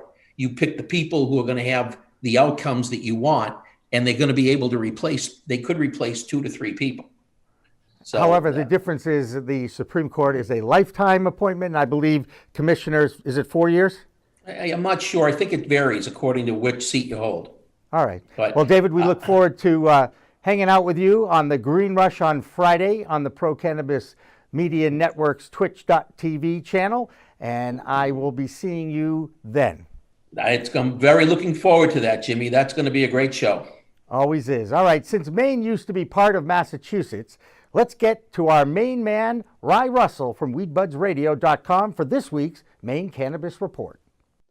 Your main man here, Rye Russell from Weed Buds Radio, with your main cannabis report for Weed Talk News. Let's kick off our week with some positive news for the cannabis industry up here in the Pine Tree State. The trustees of Efficiency Maine finally reversed a ban that was put into effect to keep state legal cannabis businesses from receiving energy efficiency grants. The reason behind the ban was allegedly due to the uncertainty of cannabis regulation. The group claims this ban was due to the fact that it can take many years before their grants provide a return, and because of uncertainty on whether or not the federal system would revoke the state's rights to issue licenses. However, as most expected, the federal system has seemed to allow legal operations to continue without issue. And therefore, it is not Efficiency Maine's position to enforce policy, but rather make a decision based off of the perspective of energy and energy alone. We are still seeing an embarrassing rollout of the adult use cannabis market in Maine's largest city of Portland.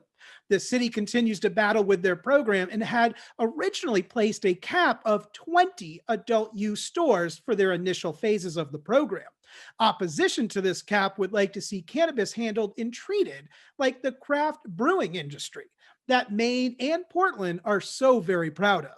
The fight has finally been taken to the ballot for the residents of the city to vote and decide whether to either keep the ban in place or to remove it entirely. If the city votes to remove this ban and all of the eligible applicants are approved, it would position Portland to have more cannabis stores per capita than the city of Denver. We move on. We are now under 1 week until the election, and with many cannabis-related issues on the agenda, we will eagerly await next week's results, both here in some of Maine's largest cities, and of course, some interesting things ahead for the entire industry across the nation. I'm Rye Russell from Weed Buds Radio, and this is your Maine Cannabis Report for Weed Talk News. Just when you thought all those ballot questions are favoring the cannabis advocacy movement, sure enough, there's a mayor in Mississippi who is challenging the actual question just days before the election. Madison, Mississippi Mayor Mary Hawkins Butler filed a legal challenge to that question that made it onto the ballot. She's claiming that the signatures came from 4 districts, not the 5 that was used back in 2009. However, there are only 4 districts around in Mississippi in 2020. So the precedent is a little bit, let's just say, bunk, Kurt? They might not allow, science books in their schools, but they're going to go back and figure out which districts and how to find a loophole to try to block cannabis legalization. So the ironic part is Mississippi is probably one of the 2 poorest states in the country, and that the black market, if legalization and or decriminalization get through, will be enormous down there because of the extra money generated by a closet grow, a grow in the woods, a grow somewhere else. It will be a hotbed of illegal cannabis activity if they don't want to make it legal. And what's ironic about Mississippi is the University of Mississippi is the only federally backed university that is allowed to research and grow cannabis, and they're using seeds from the 70s, Kurt. Well, that kind of falls in line with if you don't want to know the answer, don't ask the question, and they're just using really bad product and getting improper results. So there you go. They don't have to really test anything. Another reason why they need to open it up and let the research begin. Now, there might be some trouble on the international front for cannabis advocates. The World Health Organization is recommending descheduling cannabis internationally. However, when they presented to the UN this month in Austria, it seems the United States had some issues with those recommendations. And in short, the U.S. actually disagreed with 4 of the 6 World Health Organization's recommendations, largely because these changes would, quote, introduce legal ambiguities and contradictions that would undermine effective drug control. And at worst, they could result in the exclusion of control of all THC derived from cannabis cultivated for industrial purposes and THC derived from leaves separated from the cannabis plant. This would undoubtedly lead to further cannabis abuse, unquote. The UN, the United Nations, is now tasked with coming up with a way to regulate the international cannabis market and trade. Kurt, how is this going to help open the international market that seems to be already kind of thriving and operating, with Canada exporting their product to Europe and Uruguay exporting their products? How are we ever going to control the international market of cannabis at some point? But you kind of knew how this movie was going to play out. This is the usual stance of the U.S. at the UN on any type of CBD or THC change. They're always putting their foot down and saying, no, no, no. The good news coming out of this vote, though, was that all of Europe got behind the 0.3 THC percent, and they all want it unified for the entire continent. And I'm sure Asia and Africa will fall into line. So removing the usual response from the US, the entire world agreed that 0.3 is going to be legal and shippable and everything else for CBD usage. So that's actually really positive. They want to unify it and make sure they all are kind of playing by the same rules. And again, I think after this election, regardless of the president, certainly if Biden does win and Democrats take control, you're going to see that all change anyway. Well, I guess it's all about change. And when it comes to change, who better to go to than our friends in Washington, D.C. at the Vote Pro podcast, our reporter, Phil Adams with the Washington, D.C. Report. Phil? I'm Phil Adams from Vote Pro podcast, and this is the Weed Talk News D.C. Report. With less than a week to go before Election Day, proponents of pro-cannabis state ballot initiatives have outraised opponents this election cycle by nearly 36-1, according to Marijuana Business Daily. This represents a marked increase over 4 years ago, when pro-cannabis advocates had outraised opponents by just 4-1. Legalization measures are currently on the ballot in 5 states, including Arizona, Mississippi, Montana, New Jersey, and 2 in South Dakota. Most recent polls show either a plurality or outright majority of voters in each of these states supporting legalization. The Food and Drug Administration's Office of Women's Health will host a virtual event next month on the use of CBD by women. The multidisciplinary scientific conference will discuss the potential sex and gender differences in the use and effects of CBD and other cannabinoids. Researchers, educators, clinicians, and patients are invited to attend this virtual public event on November 19th. Information is available at federalregister.gov.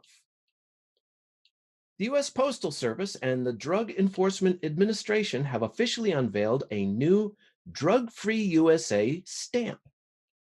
The new Forever stamp was created in partnership with Miss America 2020 to help raise awareness about the dangers of drug abuse.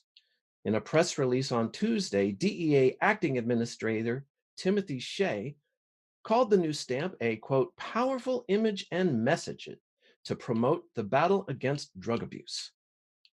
That's the Weed Talk News DC report for this week. I'm Phil Adams from Vote Pro Podcast.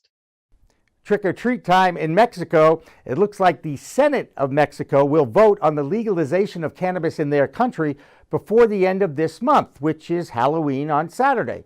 Now, if the Senate in Mexico passes the legal cannabis bill, it will still have to go before the other house of that nation's Congress, the Chamber of Deputies, kind of the opposite of what goes on here in the United States, where the House did it first and then it goes on to the Senate and didn't go anywhere. What do you think about Mexican legalization, Kurt? Is that inevitable?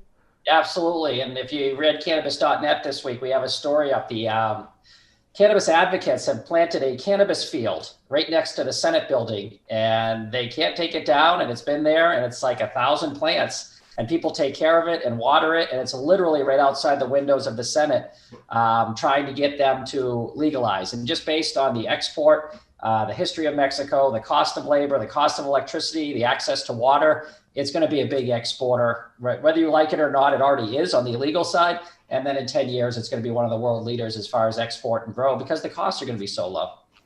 And that's what it's about in business. And finally, just in case you might be thinking about leaving the country if the election does not go in your direction, whichever that is, you might want to think about the Bahamas. Sure enough, a committee there has been charged with figuring out how to create an economic recovery plan by legalizing adult use, medical use, and religious use of cannabis, Kurt. This is something our good friend Omari Jackson's been on with Jamaica, and they're certainly, based on historical reputation of the plant, have a head start on everyone. But a great idea. If you're looking for economic recovery and you have kind of the history Jamaica has, I'll use in this example, what better way than all-inclusive weed vacations, historical context, trying different flavors, herb. Definitely. What tourist wouldn't if it's legal and you're not worried about coming back to the U.S. and being tested? Certainly gives new hope to the resort of Atlantis down there in the Bahamas. One day we'll all get down there and celebrate again together when COVID disappears in a year or so. Anyway. Oh, yeah. Who doesn't want to do edibles and go through that shark tank and see the sharks right after you doing the water slides? Come on, that's on the list. It's on the list. Well, anyway, that'll do it for this week's Weed Talk News. I'm Jimmy Young from Pro Cannabis Media. And I'm Kirk Dalton with Cannabis.net. Remember, it's a whole new world of weed out there. Use it responsibly. Thanks for watching. Thanks for listening. Weed Talk Now, Weed Talk News, and In the Weeds are all available on most major podcast distributors like iTunes, Spotify, Google Play, and our friends at clnsmedia.com and our flagship, Cannabis.net. So subscribe, share, and like our videos on all the social media networks out there, including LinkedIn, Twitter, Instagram, Facebook, the WeedTube, and YouTube.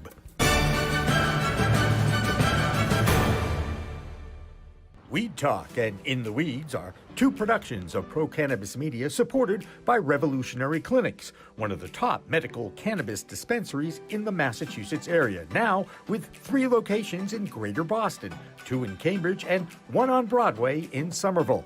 Rev Clinics has a patient-first mission.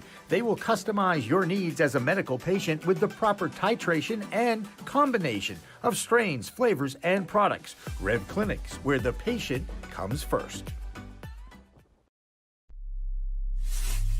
We are Pro Cannabis Media.